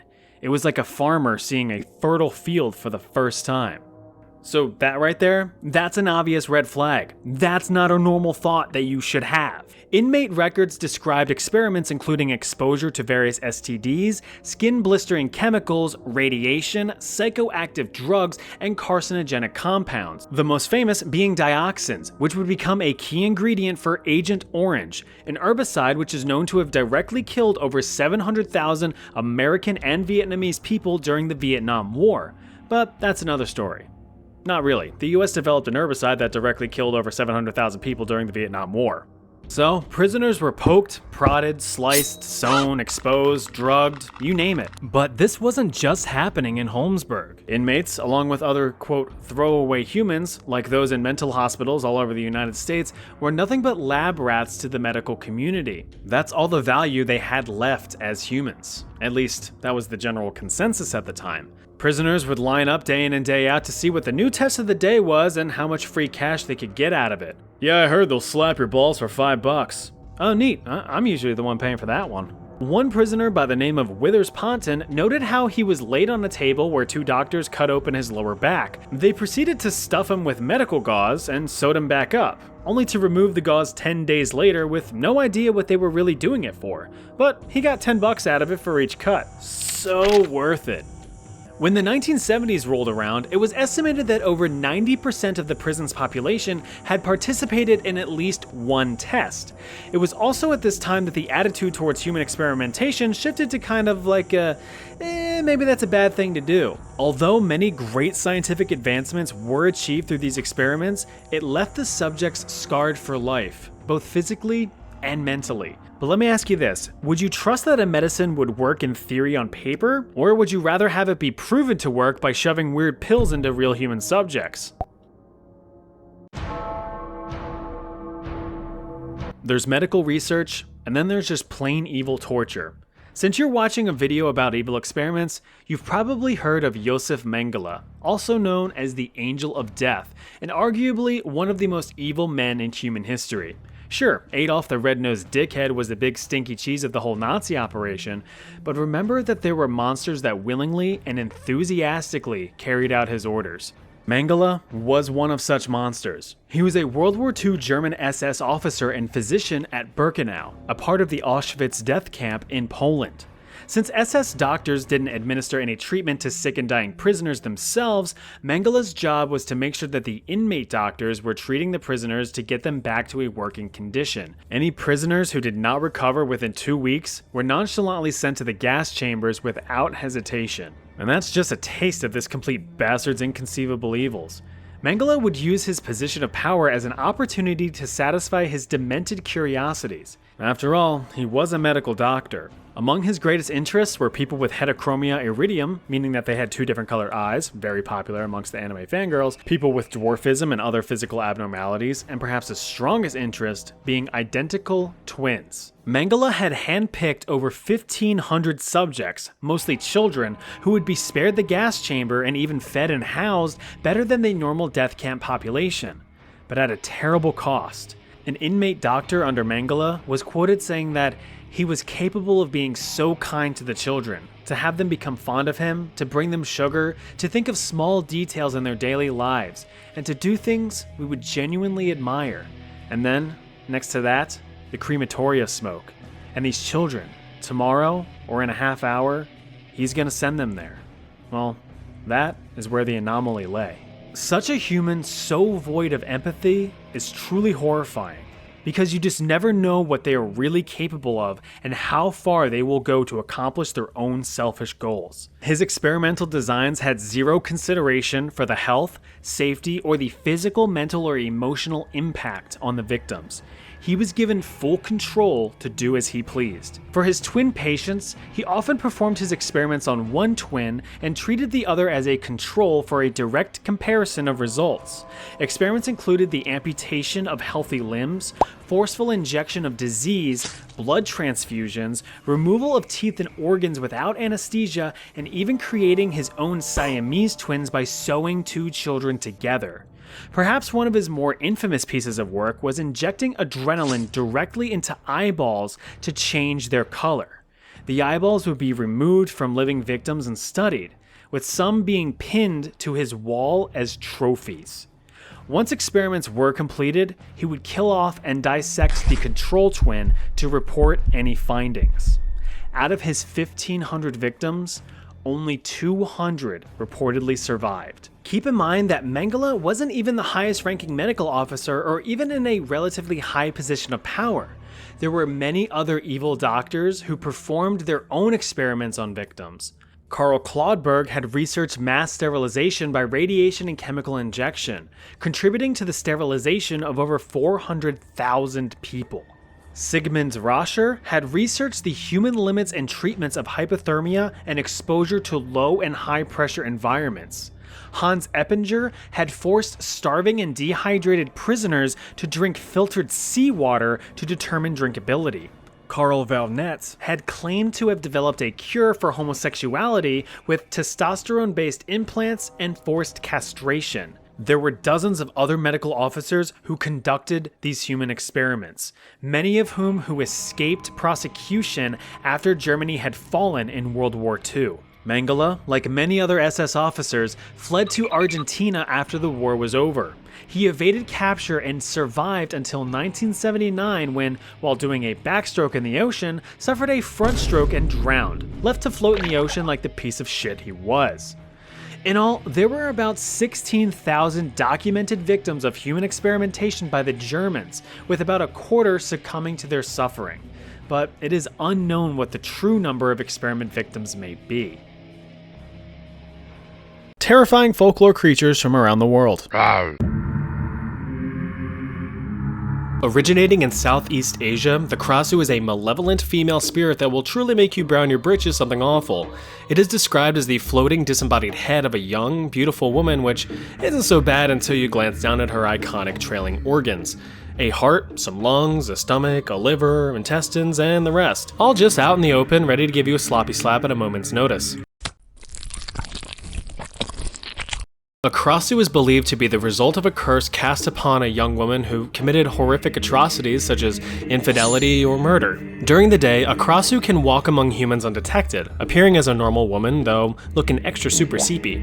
At night, the Krasu finds a secluded area to detach from her body and fly off into the darkness to feast. They are said to feed on the blood of animals like cows or roadkill, but have a strong appetite for the blood of children, or even better, pregnant women, since it's a 2-for-1 special. After feeding, the Krasu returns to its body before the sun rises to live another day. But fear not, it's pretty easy to protect yourself from them because they aren't exactly invincible. For one, the body that the Krasu leaves behind is what ties it to the world, so if you hide or otherwise destroy it, then the Krasu has nowhere to park its head, leaving it to die an agonizing death once the sun comes up. Another way to go about it is to target the Krasu itself, specifically its dangling intestines, since that's its weak point. If you put up some spiky fences or plants around, the spirit's floppy bits can get entangled, preventing it from being able to return to its body. Or, if you're a Deadeye, you can give them a cinematic send-off.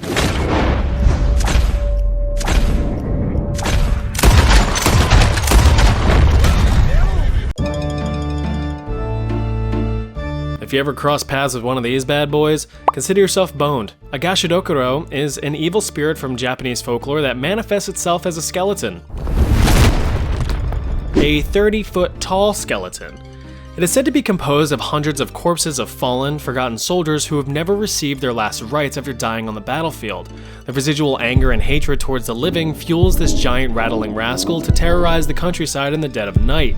Even though this fella is absolutely huge, the corpse can travel quite quietly and remain undetected. Any humans unlucky enough to cross its path will be crushed and eaten, though if you lack the situational awareness of a 30-foot skeleton approaching you, it's just natural selection.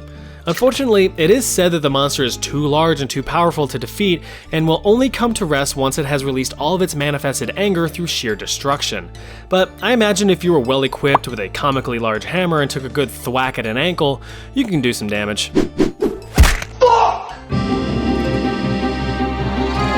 The Naclavi is a horse-like demon with origins tied to the Orkney Islands north of Scotland, and is considered to be one of the most evil and most feared spirits in the native folklore. This demonic spirit takes the form of a man mounted on and fused to a horse. Oh yeah, and it has no skin. The humanoid part of the monster possesses a huge head with an incredibly large mouth and a single red eye burning with a red flame. He also has long, ape-like arms that hang at his side. Trust me, if I was actually good at drawing, this would be grade A nightmare fuel.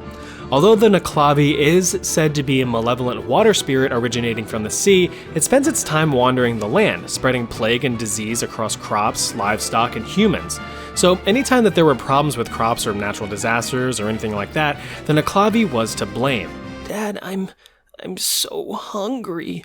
I know, son, but that goddamn Naclavi gun done rotted all our food. Fuck you, Naclave! Being a being of pure unfiltered evil, the Naclave cannot be outright defeated, though it is said that it can't cross bodies of fresh water, so like find a creek or something and hop over it. Also, I mean, it has no skin, so I don't know, throw some salt and lemon juice at it? That'll probably do the trick.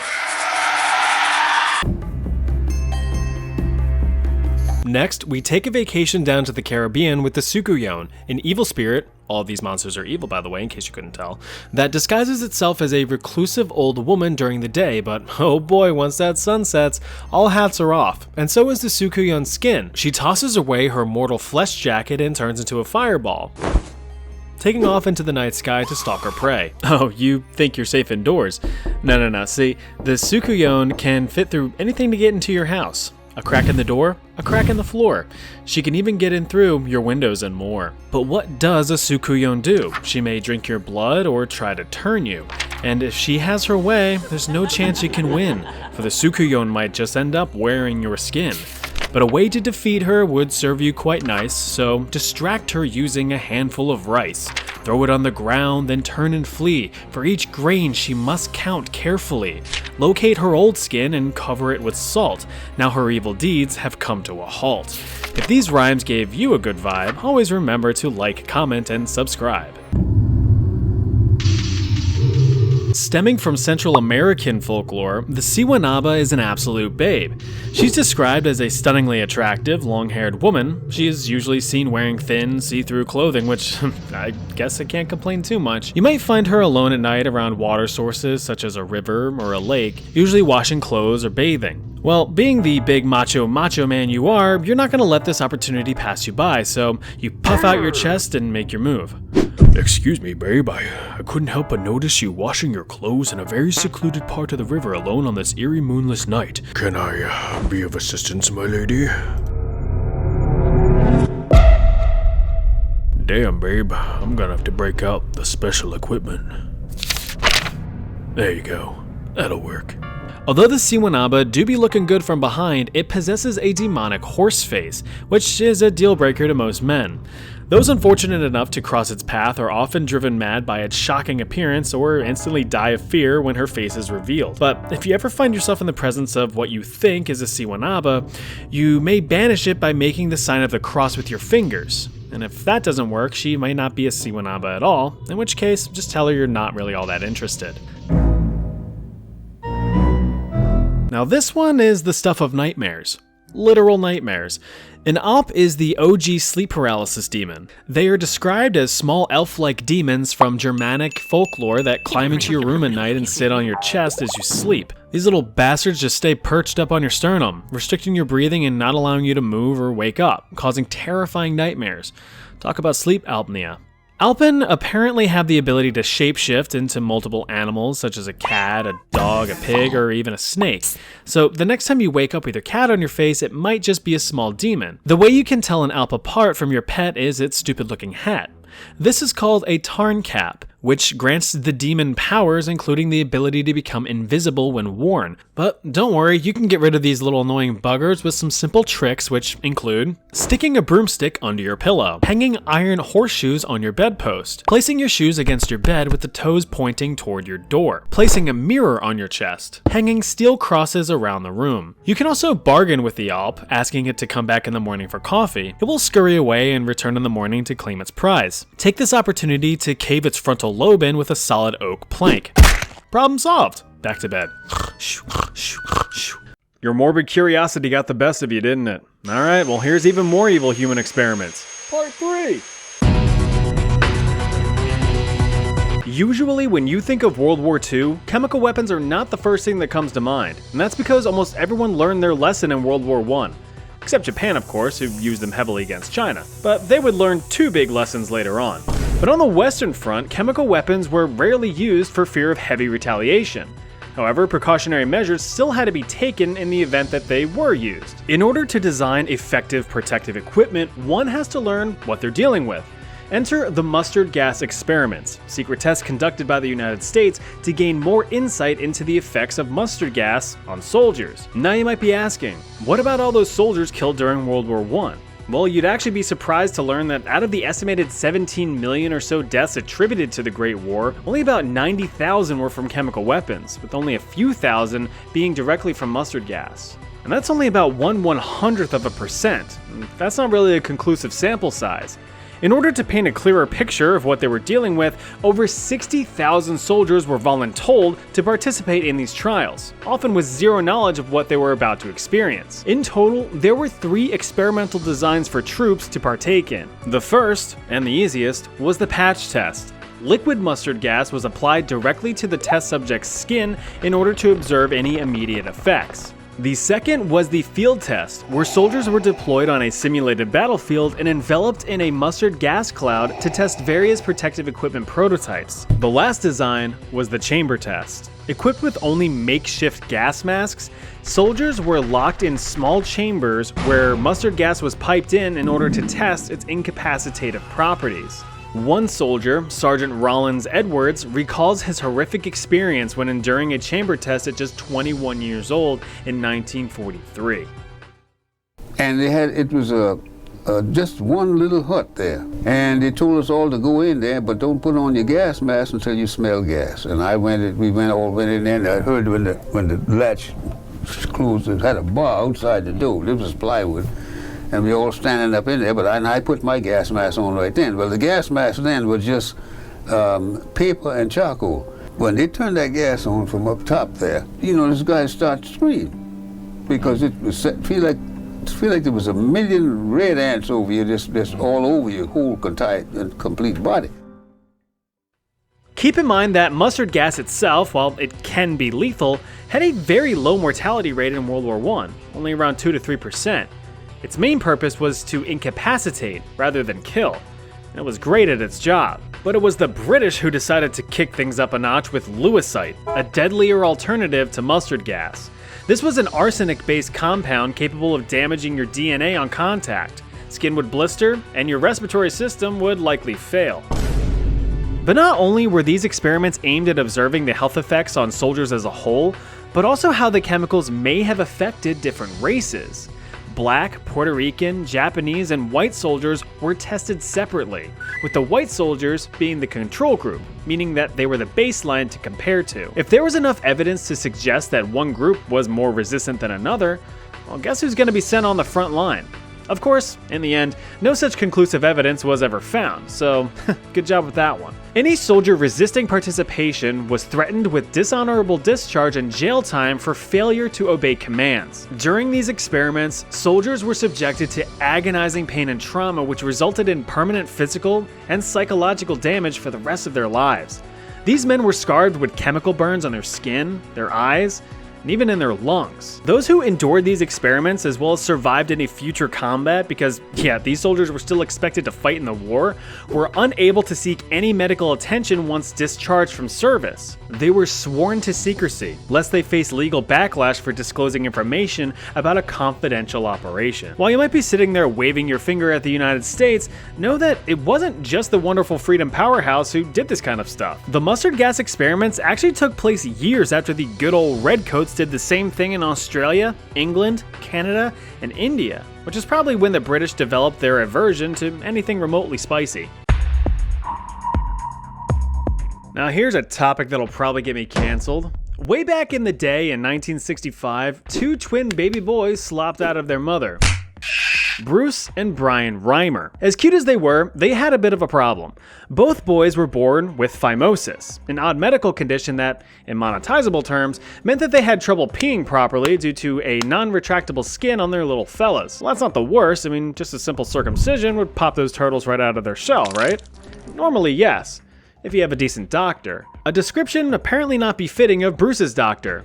The physician who performed this rather routine surgery decided to be a bit unconventional and cauterized the freshly cut skin rather than a traditional stitching. This deviation from standard procedure rendered Bruce's manhood completely non-functional at just 8 months old.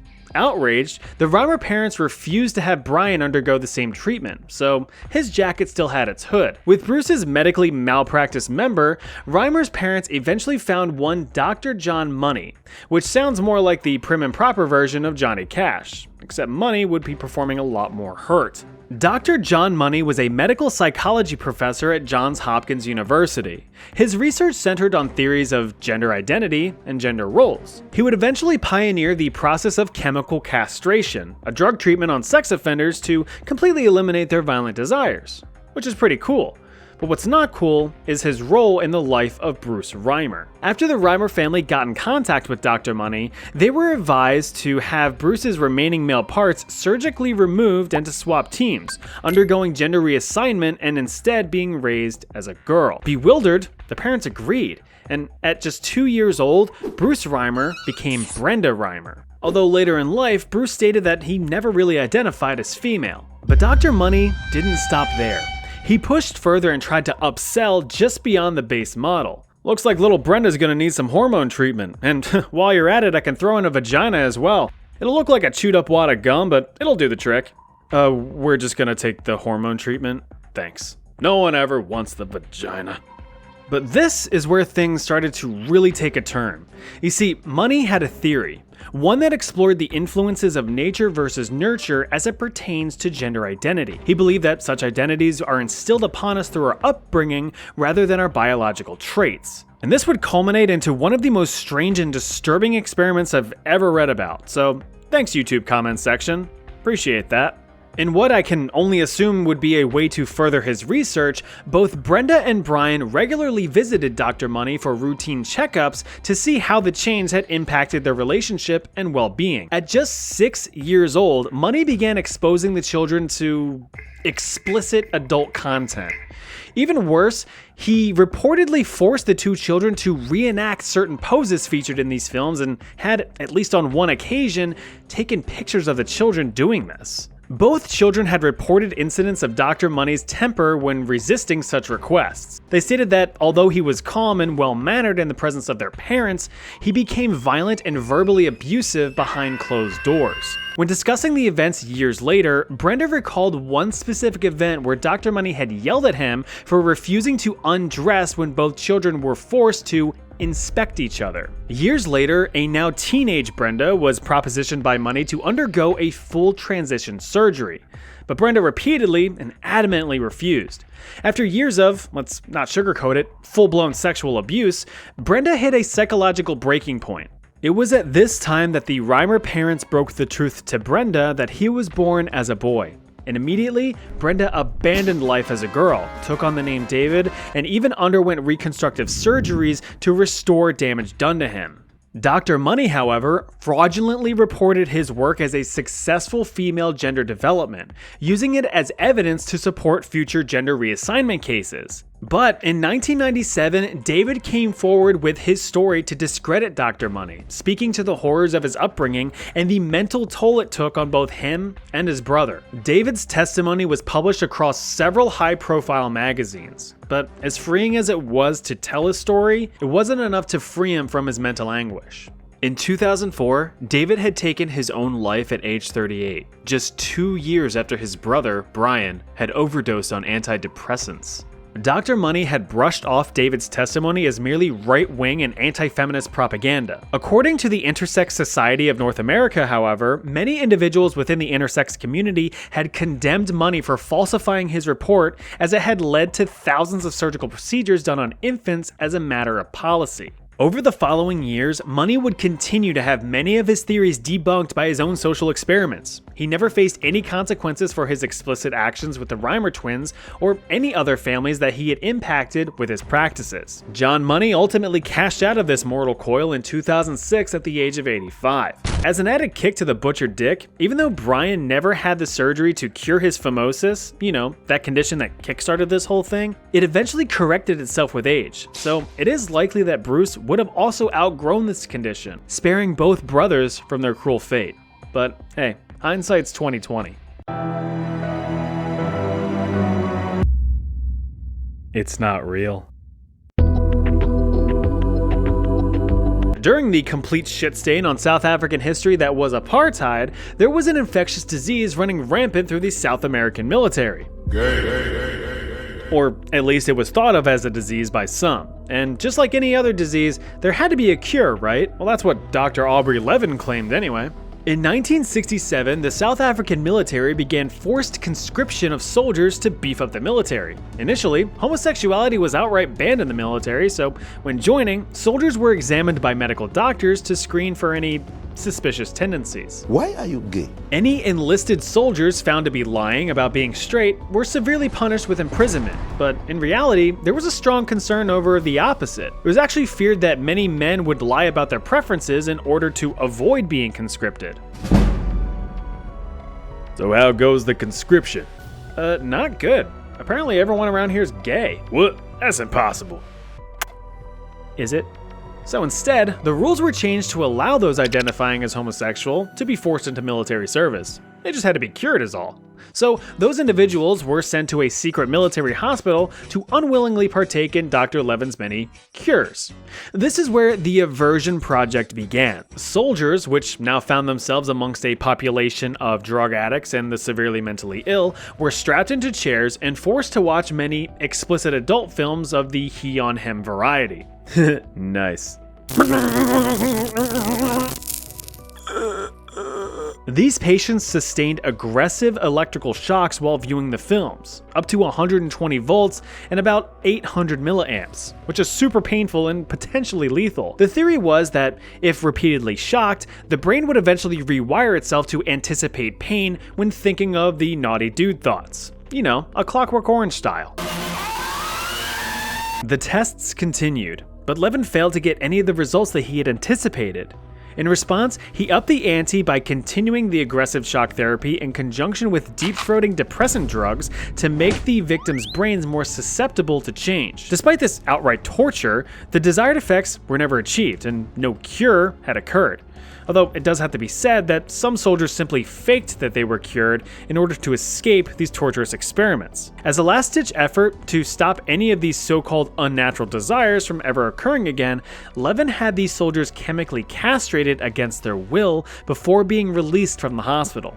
Now, tragically, this took a huge psychological and physical toll on the victims, and many ended up taking their own lives shortly after release. Dr. Levin went back to the drawing board and came up with one more attempt at a cure: forced gender reassignment. You see, if you like dudes and you're a dude, well, that's just silly, but if you're now a girl and you still like dudes, then it's a-okay.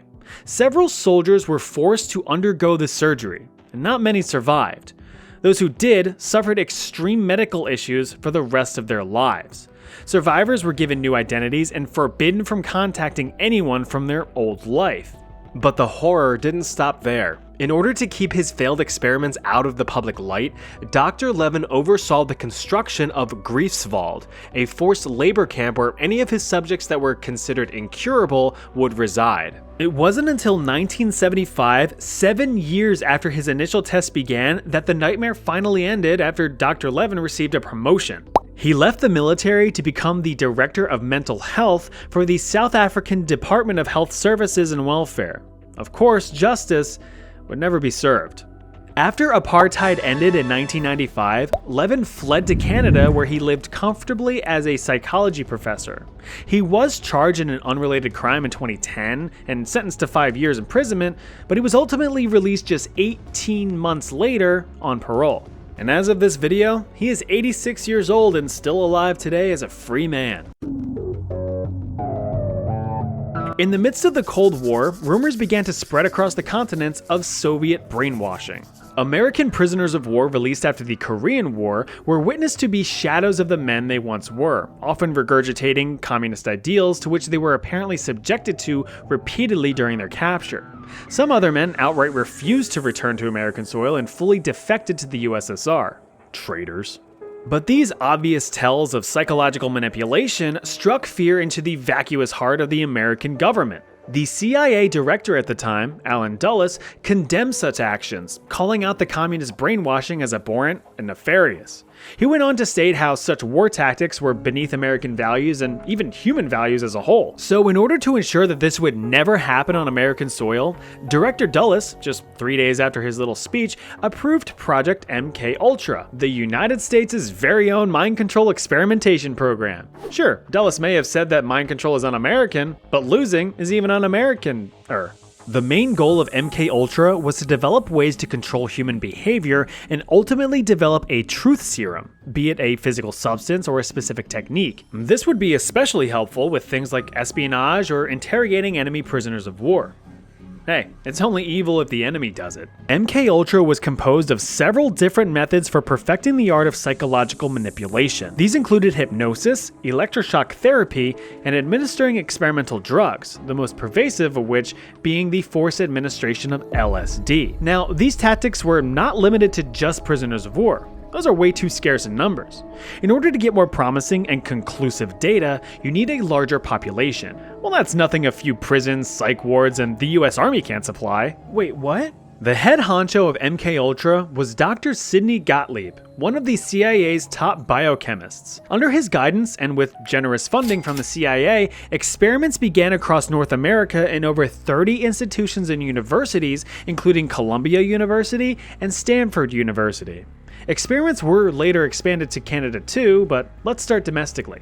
MK Ultra was set in motion in 1953, where the first candidate for this mythical truth serum was tested: lysergic acid diethylamide, LSD, a powerful synthetic hallucinogen developed in 1938 in Switzerland. I originally wanted to develop a new respiratory stimulant, and I did, but now I can also taste colors. That's pretty cool too.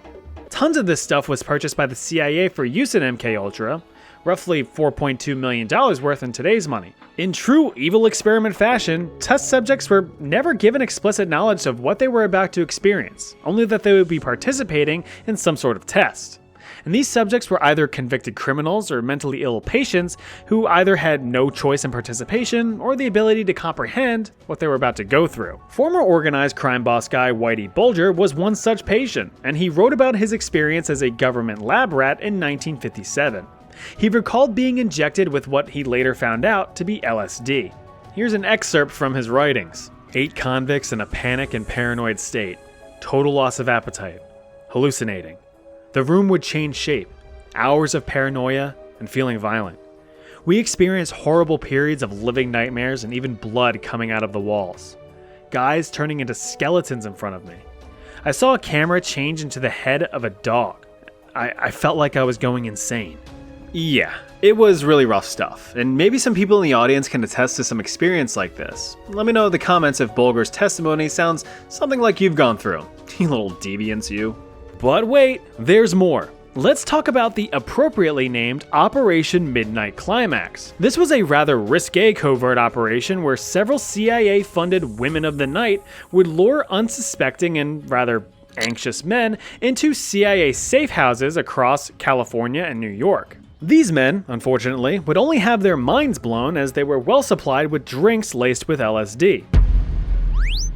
CIA agents would observe these festivities from behind a two-way mirror as these dudes absolutely lost their goddamn minds.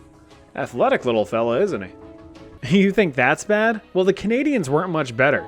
Dr. Donald Cameron developed the concept of psychic driving, a nightmarish experiment aimed at erasing memories and reprogramming the human brain. In addition to the usual LSD administration, Dr. Cameron also performed intense electroshock therapy, often at 30 to 40 times the normal power. Patients were put into drug-induced comas for weeks on end and forced to listen to looping audio clips. These patients were often diagnosed with anxiety disorders and postpartum depression. So imagine coming into a hospital, having anxiety and being strapped into a chair, injected with drugs, electrically shocked, and forced to listen to the same audio looping for weeks on end. Needless to say, these victims suffered permanent physiological damage, including complete amnesia and losing the ability to speak. Project MK Ultra came to an abrupt end in 1973 when all of the classified documents were ordered to be destroyed after government-wide panic began following the events of the Watergate incident. You know, when President Nixon's re-election campaign staff were found secretly spying on their political opponents. This sparked a huge public distrust of the government and was a catalyst for many investigations of the government for foul play. Despite the purge of documentation, over 20,000 documents survived, which were subsequently investigated and brought into the public eye a year later. In 1976, President Ford signed an executive order. Evil human experiments. Alright fellas, let's start things off a little easy. Back in the 4th century BC, Greek civilization was reaching new heights. People were getting more and more curious about the world around us and began asking really important questions. What does that do? How does that work? Should I do a Did I leave the oven on? How do magnets work? Will she call me back? Is this real life? Or is this just fantasy? Does the shrimp really fry the rice? Or not? All pretty valid questions for people just wishing to learn the workings of the natural world. While many focus on the mechanics of the universe, others chose to focus on the inner workings of humans themselves, and not only from a philosophical standpoint. Sometimes you just want to know what makes us tick. That's what Greek physician Herophilus wanted to find out and document in detail. After getting his education at the Hippocratean medical school in Greece, Herophilus turned his bulging eyes towards the city of Alexandria, Egypt, with its big, throbbing library chock full of scrolls just begging to be read. "Time to go to Egypt," he said, and so he did. After getting himself established and taking on a student, a young physician named Erasistratus, they got to work. Together, the two men would begin to carve out a new branch of science, anatomy. But in order to do so, you need some bodies to cut open to start slopping their guts around. And what better way to obtain fresh bodies than to use condemned criminals, captured and supplied by the Alexandrian rulers. Little Hero and Era were like kids in a candy store with a hopeful glimmer in their eyes, excited to begin their wondrous experiments. But surely the criminals put under the knife were already past their expiration date, right? Nope. Instead, Hero and Era performed live human dissections, called vivisections, to broaden their understanding of the human body. They even went as far as to perform these surgeries in full view of the public for anyone who thought it would be cool and interesting. Wow, that's both cool and interesting. That's what I'm saying! Herophilus documented their findings in extreme detail, making breakthrough discoveries of the human anatomy. In doing so, he inflicted unimaginable suffering to his subjects. Since anesthetics weren't really a thing back then, the victims felt every cut and slice, at least until they passed out from the pain or died of blood loss. Dissecting intestines, reproductive organs, eyes, or even purposefully damaging the motor nerves to inflict paralysis. It was basically a big game of, what does this button do? In the end, Hero and Era's findings over 40 years of vivisections were revolutionary for the medical world, especially since human dissection would be outlawed shortly after their work was completed. It wouldn't be until 1800 years later that performing human dissections would be a medically acceptable practice again. But like, you know, on dead people? Their work was stored in the renowned Library of Alexandria, but they were lost in the Great Fire a few hundred years later.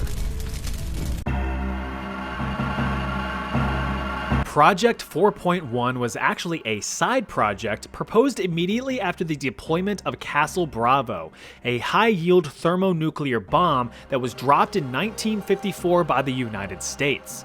Bravo was part of Operation Castle, a series of other high-yield nuclear tests with the goal of establishing superiority over the Soviet Union. The Marshall Islands, a remote Pacific group of islands, served as ground zero for the detonation of the nuclear weapons. Castle Bravo was the strongest detonation and surprisingly produced 2.5 times the expected explosive yield, resulting in an explosive force equivalent to 15 megatons of TNT. To put that into perspective, that is 1,000 times the explosive force of the nuclear bomb dropped on Hiroshima, Japan in the final days of World War II. Like, goddamn. To make matters worse, the Marshall Islands were occupied with citizens. So US officials were kind of like, sir, shouldn't we get those people out of the... Bless you. Thanks, sir. Allergies have been bothering me all day. Must be the radiation, right? No, but seriously, are we gonna get those people out of the radiation zone? Yeah, you know, that was on my to-do list. Well, too late now, so let's just see how things turn out. Operation Castle was quickly amended with the addition of Project 4.1. This new section aimed to study the human response to significant radiation exposure. You know, as if tens of thousands of victims in Hiroshima and Nagasaki weren't evidence enough. Commander of the U.S. Naval Medical Corps, Eugene Cronkite, was in charge of the project and swore everyone involved to absolute secrecy because he thought the public wouldn't be too keen on the whole test nuclear radiation on non-consenting people thing. Overall, 239 Marshallese residents were exposed to significant levels of radiation and began showing signs of radiation poisoning a few days later. Symptoms included loss of hair and significant skin damage with weeping wounds, although the wounds did heal rather quickly. Immediate observations ceased after 75 days with the conclusion that no long-term effects were likely. But just out of curiosity, regular checkups were performed on the residents for years after. Women saw increases in miscarriages and stillbirths, and newborns that survived experienced developmental difficulties, impaired growth, and a disproportionate development of thyroid cancer. In addition, about 1/3 of those exposed had developed significant tumors by 1974, 20 years after Operation Castle commenced. In the following years, Marshallese representatives spoke out against the United States, with accusations that the scope of the experiment was premeditated and intentional, to which the US officials responded, "Nuh-uh." During the early years of the Soviet Union, it wouldn't be uncommon for political opponents to quickly fall ill with a strong case of the death at the hands of poison. In fact, it was quite an effective and discreet way to silence any and all opposition without causing too much of a stir. Well, besides the public reacting to mysterious deaths. And that is why we must rise up against Oh, look at that. They got another one. So how were the Soviets so good at developing successful poisons? Well, you've got to run preliminary trials on living subjects, of course. So in 1921, a year before the Soviet Union officially formed, the Kamera was established. This was the Soviet Secret Service's poison laboratory. Here, new deadly poisons were developed and tested on human subjects. Those tested were prisoners from the gulags, various labor camps built around the country for anyone who even had a fleeting thought that wasn't approved by the Soviet Union. Carry on. The ultimate goal of the Kamera was to devise a poison that was not only lethal, but undetectable. It would be colorless, tasteless, odorless, and untraceable in an autopsy. Prisoners would be unknowingly administered various test poisons, which were disguised as medication. For me, if it isn't an orange Flintstone vitamin, I don't trust it. The various poisons tested included ricin, which causes severe internal distress and suffering, cyanide, which can cause violent seizures and heart attacks, and curare, a potent muscle relaxant that makes you painfully choke to death. In the end, the tests were pretty successful. For the Soviet Union, not for the prisoners. Research led to innovative ways to discreetly dispatch a target, from deploying a cyanide mist to making an assassination look like a heart attack. But the blue ribbon winner was the concoction known as C2, carbolamine choline chloride, which was basically liquid depression. Exposure to this sucker sparked a very curious reaction. Instead of a violent telltale "I've been poisoned" type death, the victim would simply become weak with a rapid decline in health, all while maintaining a calm and silent demeanor. Death occurred within 15 minutes. Since the dissolution of the Soviet Union in 1991, Russian officials have claimed that the Kamera has been disestablished and abandoned. Yeah, sure. Now, you may have heard about the Tuskegee syphilis study, which was an unethical medical study funded by the United States Public Health Service in 1932, which involved the study of nearly 400 African American men who had naturally contracted syphilis. The goal was to observe the effects of the disease when left untreated in African American males. Even though penicillin, an antibiotic cure for syphilis, eventually became widely available to the public, the afflicted men were intentionally never cured. Fucked up, right?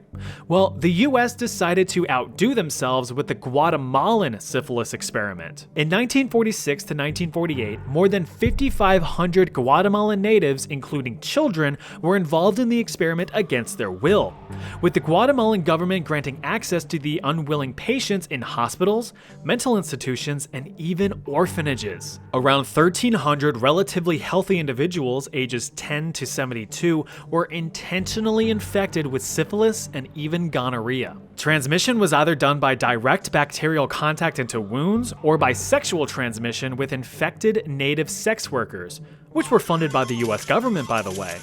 The latter of which proved to be a very effective method of infection.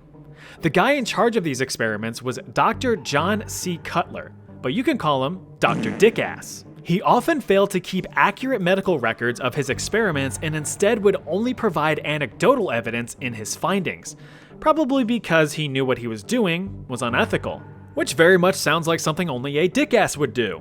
But all joking aside, the experiments conducted on these people were gruesome. Perhaps one of the most notable documented examples of what these people experienced was about a female patient named Berta. The following is an excerpt from that document. Berta was a female patient in the psychiatric hospital. In February 1948, Berta was injected in her left arm with syphilis. A month later, she developed scabies. Several weeks later, Dr. Cutler noted that she had also developed red bumps where he had injected her arm, lesions on her arms and legs, and her skin was beginning to waste away from her body. Berta was not treated for syphilis until 3 months after her injection. Soon after, on August 23rd, Dr. Cutler wrote that Berta appeared as if she was going to die, but he did not specify why. That same day, he put gonorrheal pus from another male subject into both of Berta's eyes, as well as her private areas. He also reinfected her with syphilis. Several days later, Berta's eyes were filled with pus from the gonorrhea, and she was bleeding from her private area. 3 days later, on August 27th, Berta died. Told you he was a dick-ass.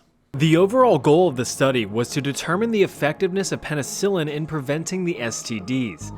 Dr. Cutler had allegedly finalized his reports in 1955, but no evidence was ever found proving that the reports were submitted for peer review or even published.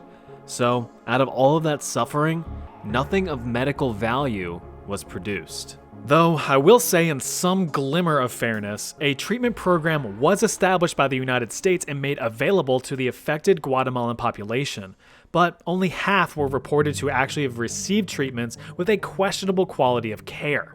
United States President Barack Obama formally apologized to the Guatemalan government in 2010, 62 years after the study was performed. Yeah, that last one was quite the doozy, huh? Well, buckle up because it's about to get way worse. See this right here? This is Unit 731. It was home to some of the most notorious and truly evil war crimes committed by the Japanese in World War II, which are definitely up there with some of the worst in the history of mankind. Unit 731 served as a lethal human experimentation and biological weapons laboratory during the Second Sino-Japanese War between China and Japan, which ran concurrent to most of the events of World War II. This nightmare facility was established in 1935 in the sub-provincial Chinese city of Harbin, 4 years after Japanese forces invaded the Chinese region of Manchuria. Inside, hundreds of thousands of Chinese and even some Russian prisoners of war were subjected to some of the most egregious and horrifying human experimentations known to man. Experiments performed on men, women, and children, which is everyone. Those chosen for experimentation were dehumanized and referred to as maruta, or logs, rather than as people because the cover-up story for Unit 731 was that it was a lumber mill. It should be noted that the vast majority of the experiments in the facility were carried out to fulfill morbid curiosity, with those performing or overseeing the studies described as merely playing. A testimony from a Japanese professor who witnessed the studies was quoted saying that some of the experiments had nothing to do with advancing the capability of germ warfare or of medicine. There is such a thing as professional curiosity. What would happen if we did such and such? What medical purpose was served by performing and studying beheadings? None at all. That was just playing around. Professional people, too, like to play. So basically experiments were like, I wonder what would happen if we just hucked a grenade at a guy. Bang. Oh look, he exploded. Hey, can I go home now? Gee, I wonder if this large heavy object will crush this guy. Yup. Will this guy freeze to death if I freeze him to death? Wow, who would have guessed? A lot of these experiments were designed to test the absolute limits of the human body. Tests included depriving victims of food or water to see how long they could survive, placing victims in low-pressure chambers until their eyes popped from their skulls, injecting victims with animal blood, hanging victims upside down until death, or even draining victims of blood just to study blood loss limits. Some victims were even dehydrated in front of large hot fans to the point of mummification. At the time of death, they only weighed 20% of their initial body weight. Perhaps one of the worst examples I've read was the forced pregnancy of female victims. The mothers were injected with various diseases and drugs just to see how they affected the unborn child, sometimes performing a vivisection, cutting the fetus out of the mother for examination. There's honestly so many more gruesome experiments that I just can't get into here, so if you are curious, I would encourage you to look them up. But it's like legit really bad, so you've been warned. By the end of the war, as Soviet forces were closing in, Japanese officials had all remaining prisoners executed and the entirety of Unit 731 hastily demolished to destroy any remaining evidence of the program's existence. The United States had discovered trace evidence and pressured Japanese officials into spilling the beans, under threat that they would be handed over to Soviet officials for trial and punishment if they did not cooperate. Once the US learned the full extent of the horrors of Unit 731, all of those involved were swiftly brought to trial and executed for their crimes. Except, no, they actually weren't. In reality, the United States claimed that the data collected from the inhumane atrocities was actually pretty valuable, since it is otherwise ethically unobtainable through conventional means. As such, many of those involved were granted immunity and freedom in exchange for the data. The deal was struck, and the United States kept everything under lock and key. The Soviet Union, however, pursued trials against the top military leaders and scientists from Unit 731. In the end, only 12 individuals were tried and sentenced to several years in labor camps, although the United States repeatedly denied that Unit 731 ever existed. Whether you believe in curses or not, it's a simple fact that some objects are inherently creepy. Something as simple as a little statue that your grandpappy gave you before he particle effected away could make your amygdala go all wiggly. Is it just a statue, or is it something a little bit more sinister? Invest in Bitcoin. No! Time to talk about cursed artifacts. Of course a doll is cursed. It's like the go-to item to be cursed. You've got Annabelle, this doll, you got Furbies. But first, there was Robert. His story begins in the early 1900s in Key West, Florida, with little 4-year-old Eugene Robert Otto. The young boy had reportedly received the doll as a present from either his grandfather or from a house servant. Most sources claim it was a servant woman who apparently handmade the demonic doll and gave it to Eugene in retaliation for being mistreated by his parents. This certainly serves the whole curse narrative, so let's go with that. Either way, Eugene welcomed his new doll friend and decided to name him Robert. He is a life-size cloth doll stuffed with wood wool. Being life-sized, this thing's freaking huge, sitting at around 40 inches in length. Non-Americans would call that a meter. It's basically the size of another small child. Now best friends, the two were inseparable day in and day out, sitting, playing, solving differential equations. So after around 6 years of pretty much nothing super spooky happening, something super spooky happened. Eugene was having a nice deep dreamy sleep when he woke up to find Robert just kind of sitting at the foot of his bed, staring at him. That's not good. Soon after, Eugene's mom, who was also having a solid dream, was abruptly awoken by the sound of Eugene's desperate and terrified screams, accompanied by the banging and scraping of moving furniture. She quickly and unanimatedly rushed down the hallway, ripped the door open, and found little Eugene in a fetal position on his bed, clearly petrified in fear, with a still staring Robert on the bed. Oh, and all the furniture had been inexplicably overturned around the room. When questioned about what happened, Eugene simply said, "Robert did it." Oh, okay.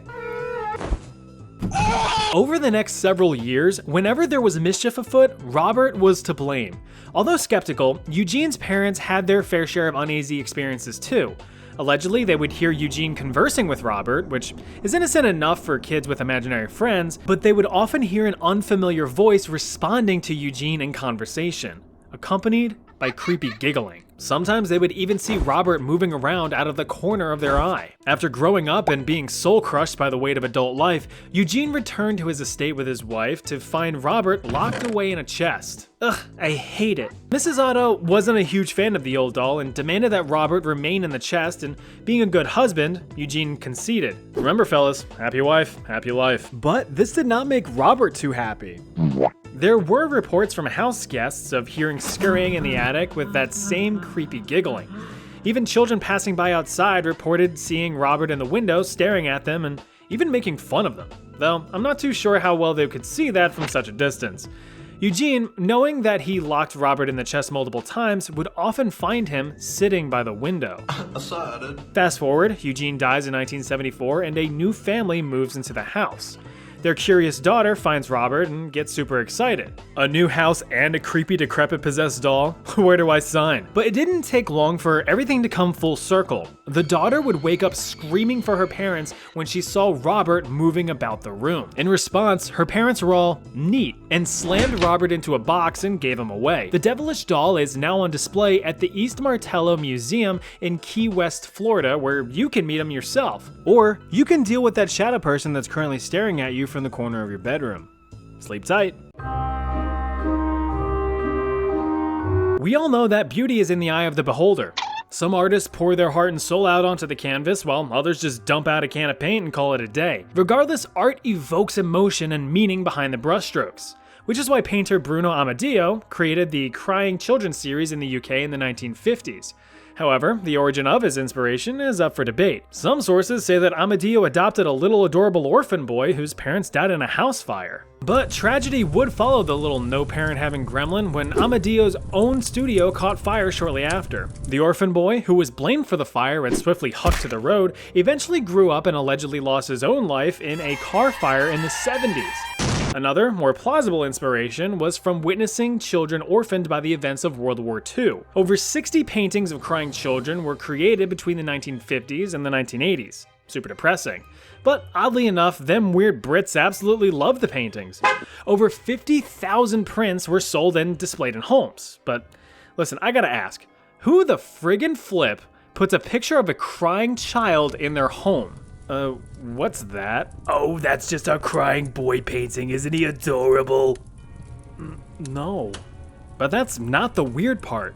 The weird part is what happened to many of those who had the copies. Over the years, many owners of these paintings reported house fires which devastated their homes. Whole kitchens set ablaze, living rooms charred, bedrooms burned. But a common theme was that the crying children paintings survived, unscathed and intact. Hundreds of these reports came in, and many firefighters frequently found their freaky features face down and fire free. Some people claim that they would even hear screams and crying sounds coming from the portraits before being retrieved. To put the idea of the curse to rest, a newspaper editor advised any concerned owners of the portraits to send them in to be destroyed. In the end, over 2,500 prints were received and subsequently burned, though it did prove difficult to do so. It is generally agreed upon that the reproductions were printed on fire-resistant, high-density hardboard, so they were pretty difficult to actually set on fire. But as usual, people denied logical thought and decided that the supernatural explanation was the only possibility. It's probably best practice to just never hang any paintings in your home. You just never know their next move. Dolls, paintings, and now, furniture. Anything can be cursed if you piss off the wrong people enough, which leads to our next cursed artifact, the conjured chest. This finicky piece of furniture has quite the troubled backstory to it. It all started in the early 1800s in old Kentucky. Here, plantation owner Jeremiah Graham, sometimes referred to by pseudonym Jacob Cooley, was getting ready to have his first child. The thing is, Jeremiah was about as useless as an inflatable dartboard, so he had someone make it for him. And what's a plantation owner without a few slaves? This is the American South after all. One particular slave, named Remus, or Hosea in some sources, was a master carpenter, and was given the task of building a chest of drawers, which apparently is different from a dresser. This is a dresser, and this is a chest of drawers. See? Very different. Remus got to work in crafting the chest, spending countless hours perfecting the piece. Once completed, he presented the chest to Jeremiah. Excellent work, Remus. I give you full credit for this wonderful display of craftsmanship. Isn't it beautiful? Hell, I'd make sweet love to it right now if you weren't watching. But of course, that's not what happened. Instead, Jeremiah hated it so much that he actually ended up beating Remus to death over the matter. This understandably sparked an outrage amongst the other plantation slaves, initiating a plot to seek revenge. According to the Kentucky Historical Society, the other plantation slaves secretly cursed the gift, sprinkling dried owl's blood while uttering a secret chant. Despite despising the decorated drawers, Jeremiah moved the chest to the newborn's nursery. According to legend, anyone associated with the chest had suffered a miserable death. It is said that the demonic drawers have a kill count of 18 across a 100-year span. Here's a few of them. Jeremiah's firstborn, for whom the chest was made, got spawn camped. Jeremiah's nephew, whose clothes were put in the chest, was stabbed on his 21st birthday. A couple who inherited the chest both died, one from a severe illness, and the other was killed in an accident. A recent bride who stuffed her wedding dress in the drawer prematurely died in 1897. One fella's mom put some of his mittens in the chest in 1909. He fell off a train 30 feet to his death. Another woman rearranged her house and moved the chest to her room. She took her own life a few years later in 1915. In 1946, a guy placed his hunting clothes in the chest. Then someone else placed a bullet in his chest. Frustratingly, Jeremiah himself actually escapes any premature demise.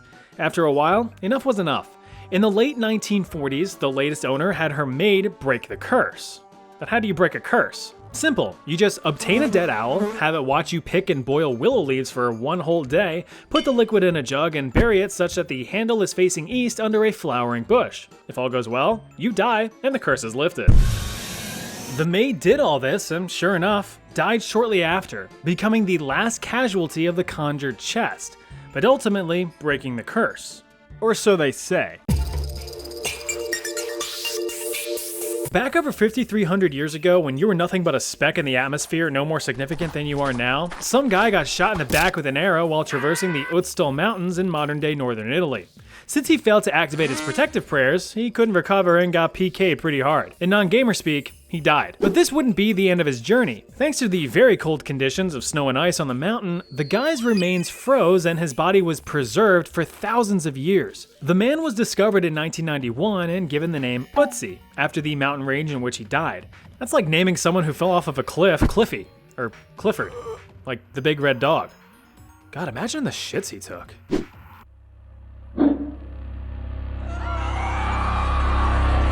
The mummified man is regarded as one of the most well-preserved bodies ever recovered, despite looking like old beef jerky. Problem was, Utsi apparently wasn't a fan of his newfound fame because many of those associated with his discovery ended up suffering pretty awful deaths, starting the rumor of the Iceman's curse.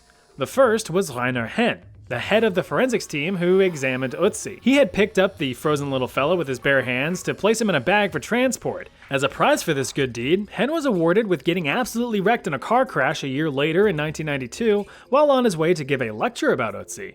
A little while later, Kurt Fritz, a mountaineer who assisted Henn, got hugged by an avalanche.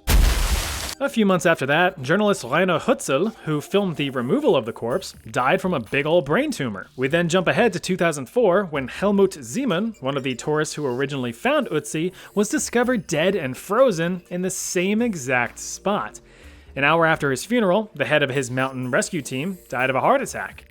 But not everyone was too keen on the idea of the Iceman's curse. For instance, archaeologist Konrad Spindler, who examined Utsi's remains, said that the whole curse idea was silly, saying, quote, "This is all a media hype. The next thing you'll be saying is that I will be next." He died shortly after.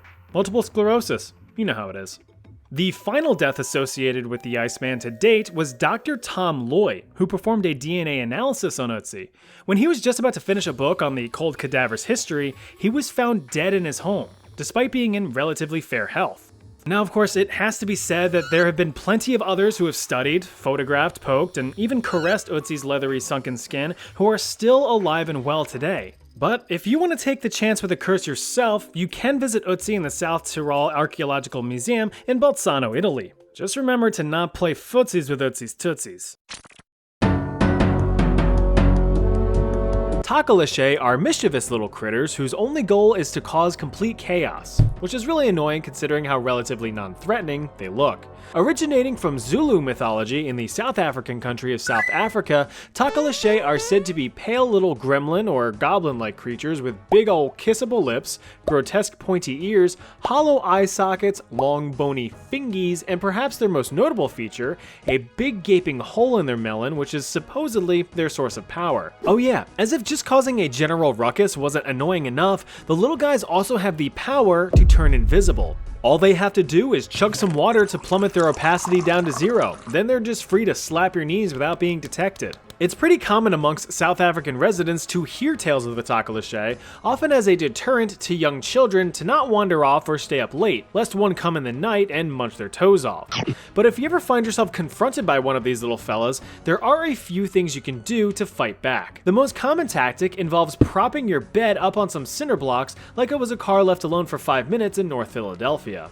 The added height will deter the miniature mongrel from being able to climb up and harass you. While you're pointing and laughing at the thing, take the opportunity to huck a lamp at it and knock it out cold. Next, tie the sucker up with some common bedroom rope and pour some of your healthy supply of spare battery acid down the critter's gaping head hole.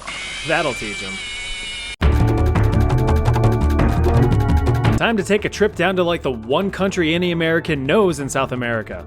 Brazil. It is within this crime-ridden hellhole that you can find the Corpo Seco. It's a malicious, zombie-like creature who was once just like you and me. According to Brazilian folklore, a Corpo Seco is created after a person dies and is rejected by both heaven and hell. Thus, the creature is cursed to roam the earth for all eternity with the sole goal of terrifying the living. Besides being a great reminder to stay hydrated, the Corpo Seco looks like your typical zombie, an emaciated corpse with completely dry skin and long fingernails. It's nothing but skin and bones. Actually, the name Corpo Seco translates to dry body, so that makes sense. Some Brazilian parents who want to keep their little crianças in line may offer a twist to the legend.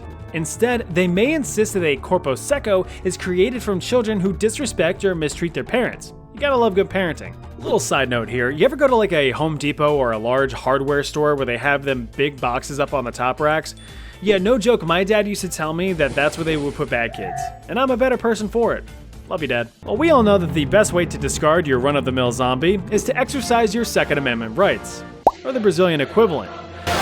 Since the poor fellow has no muscular structure, he isn't going anywhere anytime soon, which allows you to get in some hefty target practice. Imagine you're just chilling on the calm high seas trying to catch some fresh tuna when all of a sudden,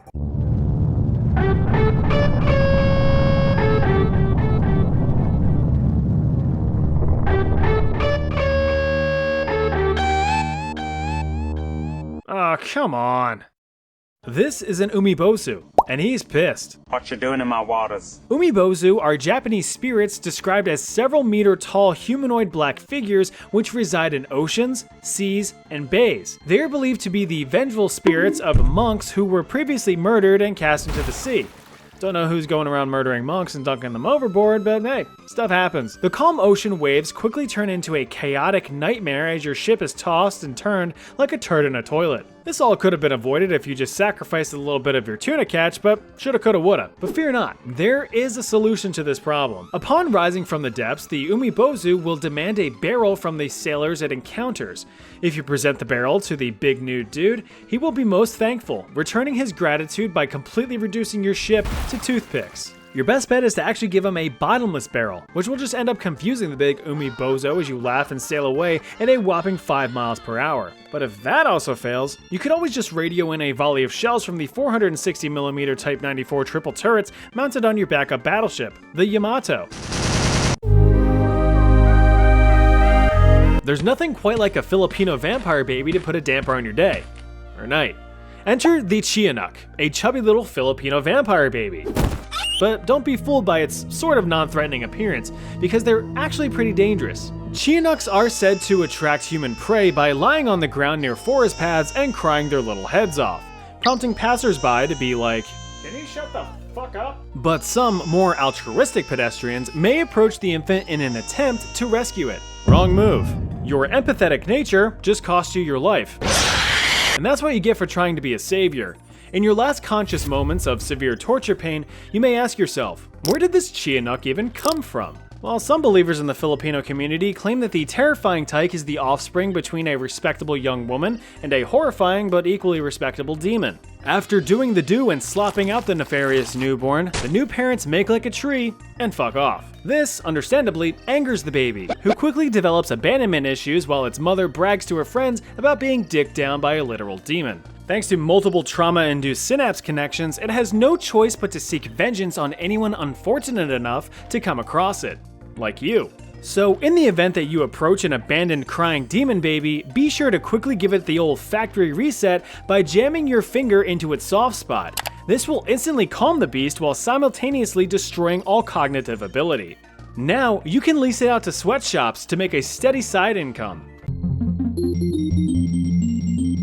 If you ever needed an excuse to stay away from the Arctic, the Kalapilawit might be what you're looking for. This absolute horror stems from Inuit mythology way up in the Great White North.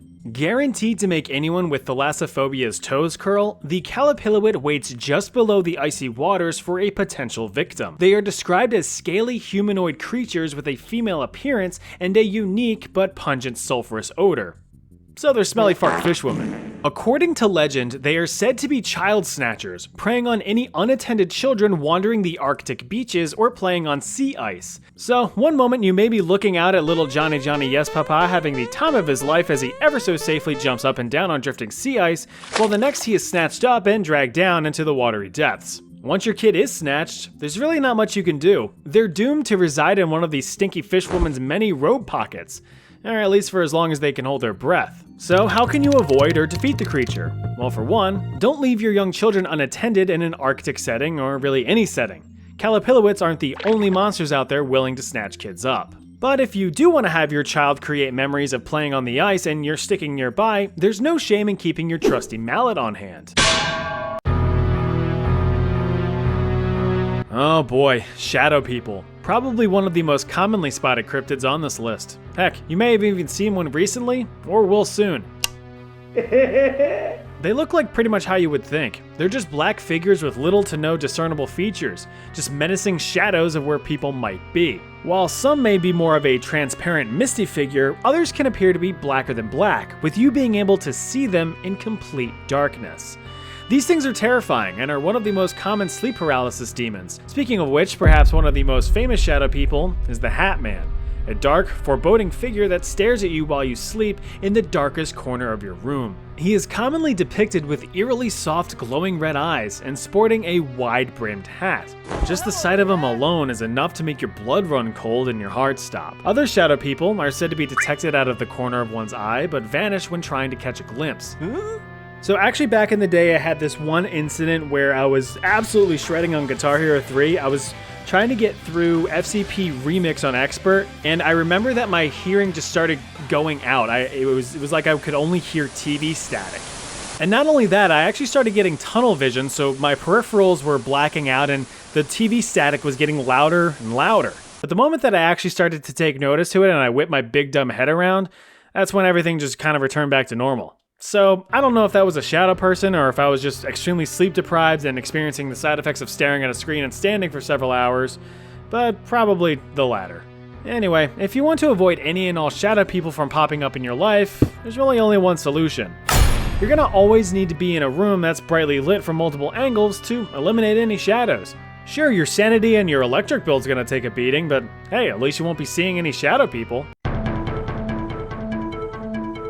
Ah, the bloop. Now this one's a bit of a mystery, as the only evidence for its existence is a small clip of audio picked up from a deep-sea hydrophone far off the coast of South America in 1997. The audio is of an extremely loud, low-frequency sound from the Pacific Ocean's darkest depths. The sound was actually so loud that it could be heard from over 5,000 kilometers, or about 54,000 Statue of Liberties, away.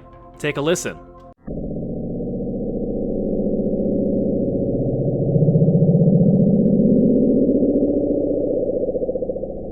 Some might think that the audio is just your dad mowing the lawn again at 7 in the morning, even though the HOA has told them multiple times to have the common courtesy to start after 9. But others find the audio to be distressing and mysterious, leading to rumors and whispers of the bloop, a terrifying aquatic supergiant that has proportions way beyond what we have previously known to be possible for deep-sea creatures. Some have argued that in order to produce such low-frequency vibrations, the creature would have to be over 250 feet long, over 2.5 times the length of a blue whale, the largest known animal on Earth. So is it a nightmare-inducing ultra-mega whale capable of casually deep-throating other whales? Or is it something a little bit more scientifically reasonable? Well, that's what a gaggle of smart fellas wanted to figure out, and through years of some pencil pushing, a lot of Greek letters, and additional audio recordings, a discovery was made. In 2005, scientists had confirmed that the bloop was audio captured from a non-tectonic cryoseism. Basically, some ice broke off of an iceberg somewhere. Well, since the bloop isn't actually a gargantuan monster and is just an iceberg, that means you can do this.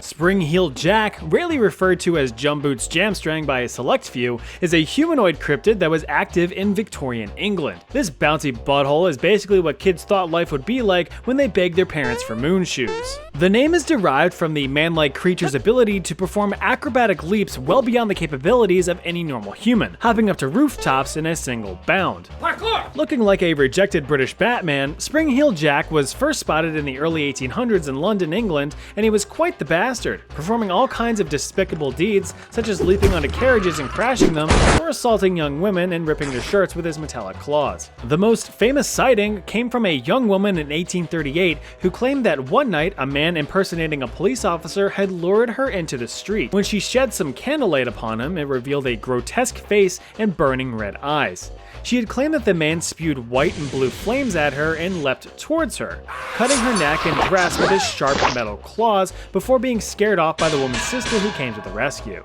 Just 9 days later, another young woman had a similar encounter, stating that a man had spit blue fire in her face and attacked her. And before you suggest it, no, Jack the Ripper didn't surface until 50 years after these incidents, so it was highly unlikely that it was the same person. So how do you fight back against a jumpy jerk like Spring-heeled Jack? Just keep a pocket knife on you. A good slice to both Achilles tendons will do the trick.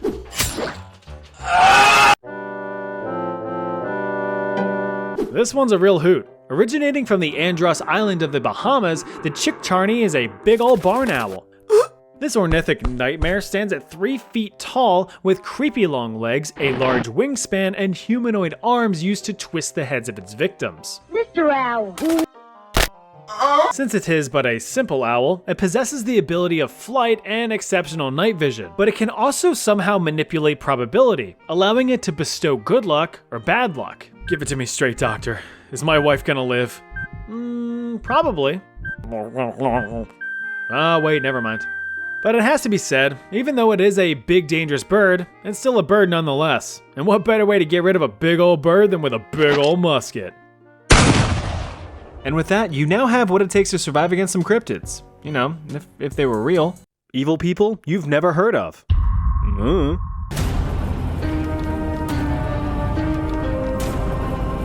They say that if you love what you do, you'll never work a day in your life. A quote that perfectly describes Vasily Blokhin, the deadliest executioner in known human history. Blokhin got his first taste for blood after joining the Red Army during the events of World War I. Over the years, he became the perfect soldier. One who is able to perform tasks effectively, efficiently, and without hesitation. This of course really accelerated Blokhin's military career, as in 1921 he was recruited into the Soviet secret police organization known as the NKVD.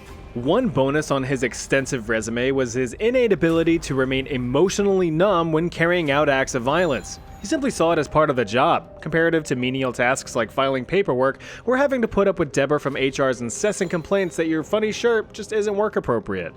Blokhin's unique skill, if you would call it that, quickly distinguished him amongst his peers. If you needed someone dead, Vasily was your guy. His work and unwavering loyalty continued to push him upward and onward. In just 6 years, he was assigned as head of a newly created branch of the NKVD by Mr. Supreme Soviet leader guy Joseph Stalin. a branch specifically designed for executions. And with that, Blokhin had become one of Stalin's most trusted workers, executing low and high-profile targets without question. Excellent work, Blokhin. That goes right up on fridge. During his service, Blokhin had personally executed thousands of people, including high-ranking Soviet officials during the Great Purge, an internal mass execution of anyone remotely accused of opposing Stalin's rule. Blokhin himself had been spared from the purge due to his repeated proofs of loyalty to the Soviet cause, his magnum opus being his involvement in the Katyn massacre. Now, if you've never heard of the Katyn massacre, I wouldn't be surprised. When teaching about World War II, history classes tend to focus on German war atrocities and kind of skim over all of the other ones, especially the Soviet Union's. Despite the German invasion of Poland in 1939 and World War II officially starting, the Allied powers of Great Britain and France didn't really do much in retaliation. Oh, Germany, you better leave Poland alone. Oh, fair point, carry on. The big bad Soviet Union had also invaded Poland just a few weeks later, capturing hundreds of thousands of Polish prisoners of war, many of which were sent to labor camps, but in the spring of 1940, around 22,000 prisoners consisting of Polish officers, engineers, teachers, and other civilians were systematically executed under Blokhin's supervision, with Blokhin himself having personally executed over 7,000 people in just 28 days. Now think about that for a second. 7,000 people in 28 days. That's 250 people a day. Now, Blokhin and his men reportedly would work 10-hour days non-stop, so that's 25 people an hour, or one person every 2 to 3 minutes. Now, these weren't indirectly through ordering his men, but this was by his own hand. Blokhin had pretty much developed an assembly line of death so efficient it would make Henry Ford envious. Prisoners would be escorted into a soundproofed room against a sandbag-lined wall. Without a word, these prisoners' last sensation would be feeling the muzzle of a German pistol in the back of their neck before being brutally murdered. Wait, a German pistol? I hear you ask. Why would Soviets be using German pistols? 2 words: plausible deniability. Think of it this way: if thousands of victims in mass graves happen to be found with German bullets lodged in their noggins, who do you think's going to be blamed? Don't look at us, it was them. Blokhin's massacre is regarded as the largest mass murder conducted by a single person in known human history, even acknowledged by the coveted Guinness Book of World Records in 2010. Really stretching for content there. It is believed that throughout his career, Blokhin's personal kill count had reached tens of thousands, but his spree would soon come to an end. After Stalin privately passed away in a puddle of piss in 1953, Blokhin was forced into retirement in disgrace. He was ostracized by the public and stripped of his military honors during the de-Stalinization of the Soviet Union. So, of course, he did what any Russian does when they're sad or happy or breathing. He consumed a lot of alcohol, a habit that eventually led to his death in 1955 at the age of 60. Right after the thrilling events of World War I in 1918, the Austro-Hungarian Empire had collapsed. With a little bit of elbow grease and the mashing together of various kingdoms and regions, a new political entity was formed. The state of Slovenes, Croats, and Serbs, home to many Slovenes, Croats, and Serbs. One of those kingdoms thrown in the mix was Croatia, the birthplace of this stern jug of juice, Ante Pavelić. His main personality trait was loving Croatia. God, he loved Croatia. So much so that he made a name for himself and rose through the ranks as a politician and representative in state parliament in order to demand Croatian independence. But this guy, Alexander I, had other ideas. Who's he? Well, he's the Prince Regent in these parts and the one who just got done unifying all of these kingdoms and states. Years and years of political turmoil ensued, which is honestly to be expected when you force a bunch of different political regions together into singularity. In 1929, now King Alexander had hit a boiling point. In order to regain order, he dismantled and banned all political parties, declaring a royal dictatorship. He even came up with a new name for his kingdom: Yugoslavia. Yugoslavia. But since Yugoslavia is not Croatia, Pavelić had it. He fled the kingdom and conspired with revolutionary groups to undermine the rule of Yugoslavia, who responded, "Do you want a death sentence? 'Cause that's how you get a death sentence." And so Pavelić got a death sentence. He was exiled to Germany, but since he didn't feel like dying quite yet, he instead skedaddled off to seek asylum in Italy. There, he used his political influence and persuasive stern look to form the Ustasha, a Croatian nationalist movement aimed at achieving Croatian independence by any means necessary. And you can bet your fat tits that means bombings, assassinations, and uprisings. During said uprisings, King Alexander regrettably stated, "If you want a regime change, you need to kill me." They did. On October 9th, 1934, King Alexander I was assassinated by Ustasha member Vlado Chernozemski, using a handgun hidden in a bouquet of flowers. Still living in Italy, Pavlich, along with several accomplices, were determined to be culpable for the assassination and were sentenced to death by Yugoslavia's friend France, who pressured Italy to carry out the deed. And Italy was all, "Linguini fettuccini, we ask a Mussolini." Thanks to his political privileges, Pavlich was only put under house arrest for 18 months. That'll teach him. Right, France? Oh, here we go. Looks like Germany's back at it again, and the world collectively Versailles in disappointment. After the invasion of France in 1940, Nazi Germany invaded Yugoslavia in 1941. This ultimately resulted in Pavlich being installed as dictator to a newly independent Croatia. The mean mustache himself even met with Pavlich and gave some pointers in the art of ethnic cleansing. The only art he ever saw any success in. But Pavlich would soon put this advice into action. During World War II, Pavlich had created his own network of concentration camps run by his beloved Ustasha, one of which being the Sisak concentration camp, the only known camp specifically designed for children. These camps carried out the collection and mass murder of nearly 400,000 Serbs, Jews, and Romani, with an additional 300,000 either exiled or forcibly converted to Eastern Orthodox Christianity, all for the sake of Croatian ethnic homogeneity. Towns were completely ransacked, villages were outright destroyed, and hundreds of thousands of innocent lives were lost.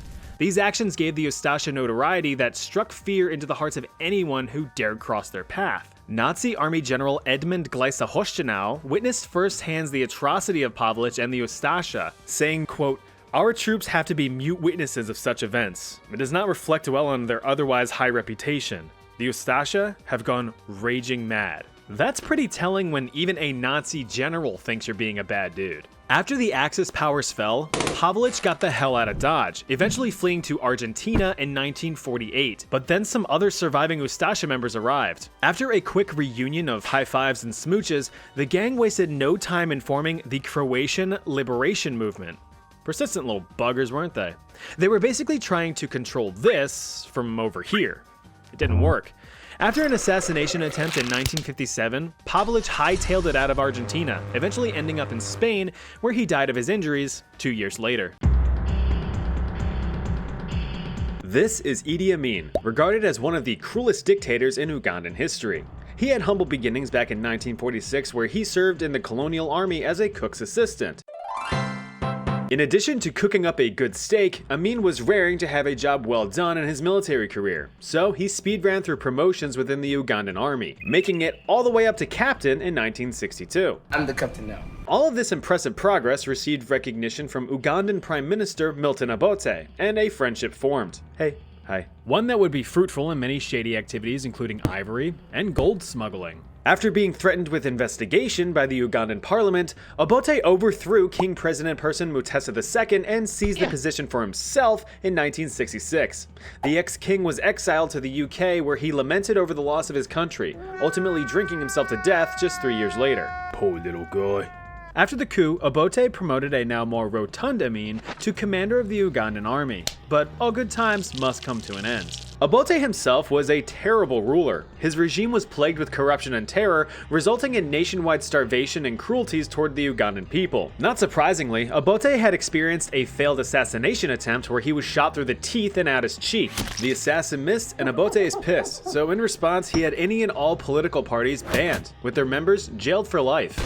Meanwhile, Amin was in the corner doing his own thing, building up his beloved military for less than necessary fighting in neighboring wars. Obote didn't like that, and Amin didn't like that Obote didn't like that, so they began not liking each other. As a personal bitch slap, Obote had stripped Amin of his freshly granted commanding privileges and threatened him with jail time for misappropriating military funds. But this only activated Amin's trap card, prompting a takeover of the Ugandan government while Obote was out and about doing president things. The Ugandan people, having just gone through years of suffering under Obote's regime, were pretty thrilled and cheered Amin's efforts. Now in control in 1971, Amin declared that the military would temporarily run the government until new elections could be run. He even promised to free all political prisoners. But he never did. In reality, he flew too close to the sun, taking comfort in its warmth. Just a week later, Amin declared himself President of Uganda, Commander-in-Chief of the Armed Forces, Ugandan Army Chief of Staff, and Chief of Air Staff. The ego's starting to take over a bit. With this uncontested power, Amin began systematic executions of anyone who, he believed, would oppose his rule. Roughly 15,000 civilians had disappeared, now believed to have been kidnapped and given front row tickets to Amin's newly constructed state-of-the-art torture facility. However, this failed to slake Amin's thirst for blood. He soon expanded his list of victims to various groups throughout the country. We're talking artists, journalists, lawyers, students, senior members of government, foreign nationals, anyone who had even the most infinitesimally small tie to Obote. There were even rumors of Amin being a cannibal, or at least having tasted human meat, though it seems like he rated it 1 star as it was, quote, too salty for him. Human rights organizations estimate that between 300,000 to 500,000 people were slain under Amin's tyrannical rule. Known as the Butcher of Africa, Idi Amin not only murdered his own people, but devastated the Ugandan economy as well. He had expelled around 80,000 business owners and seized their property. So Amin walked up to an African stand and he said to the man running the stand, "Hey, bum bum bum, Get out of here or I'll kill you.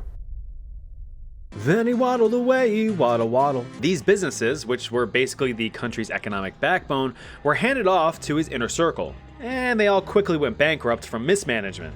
Edie? More like idiot. Anyway. The businesses accounted for about 90% of the government's tax revenue, so government funds went poof.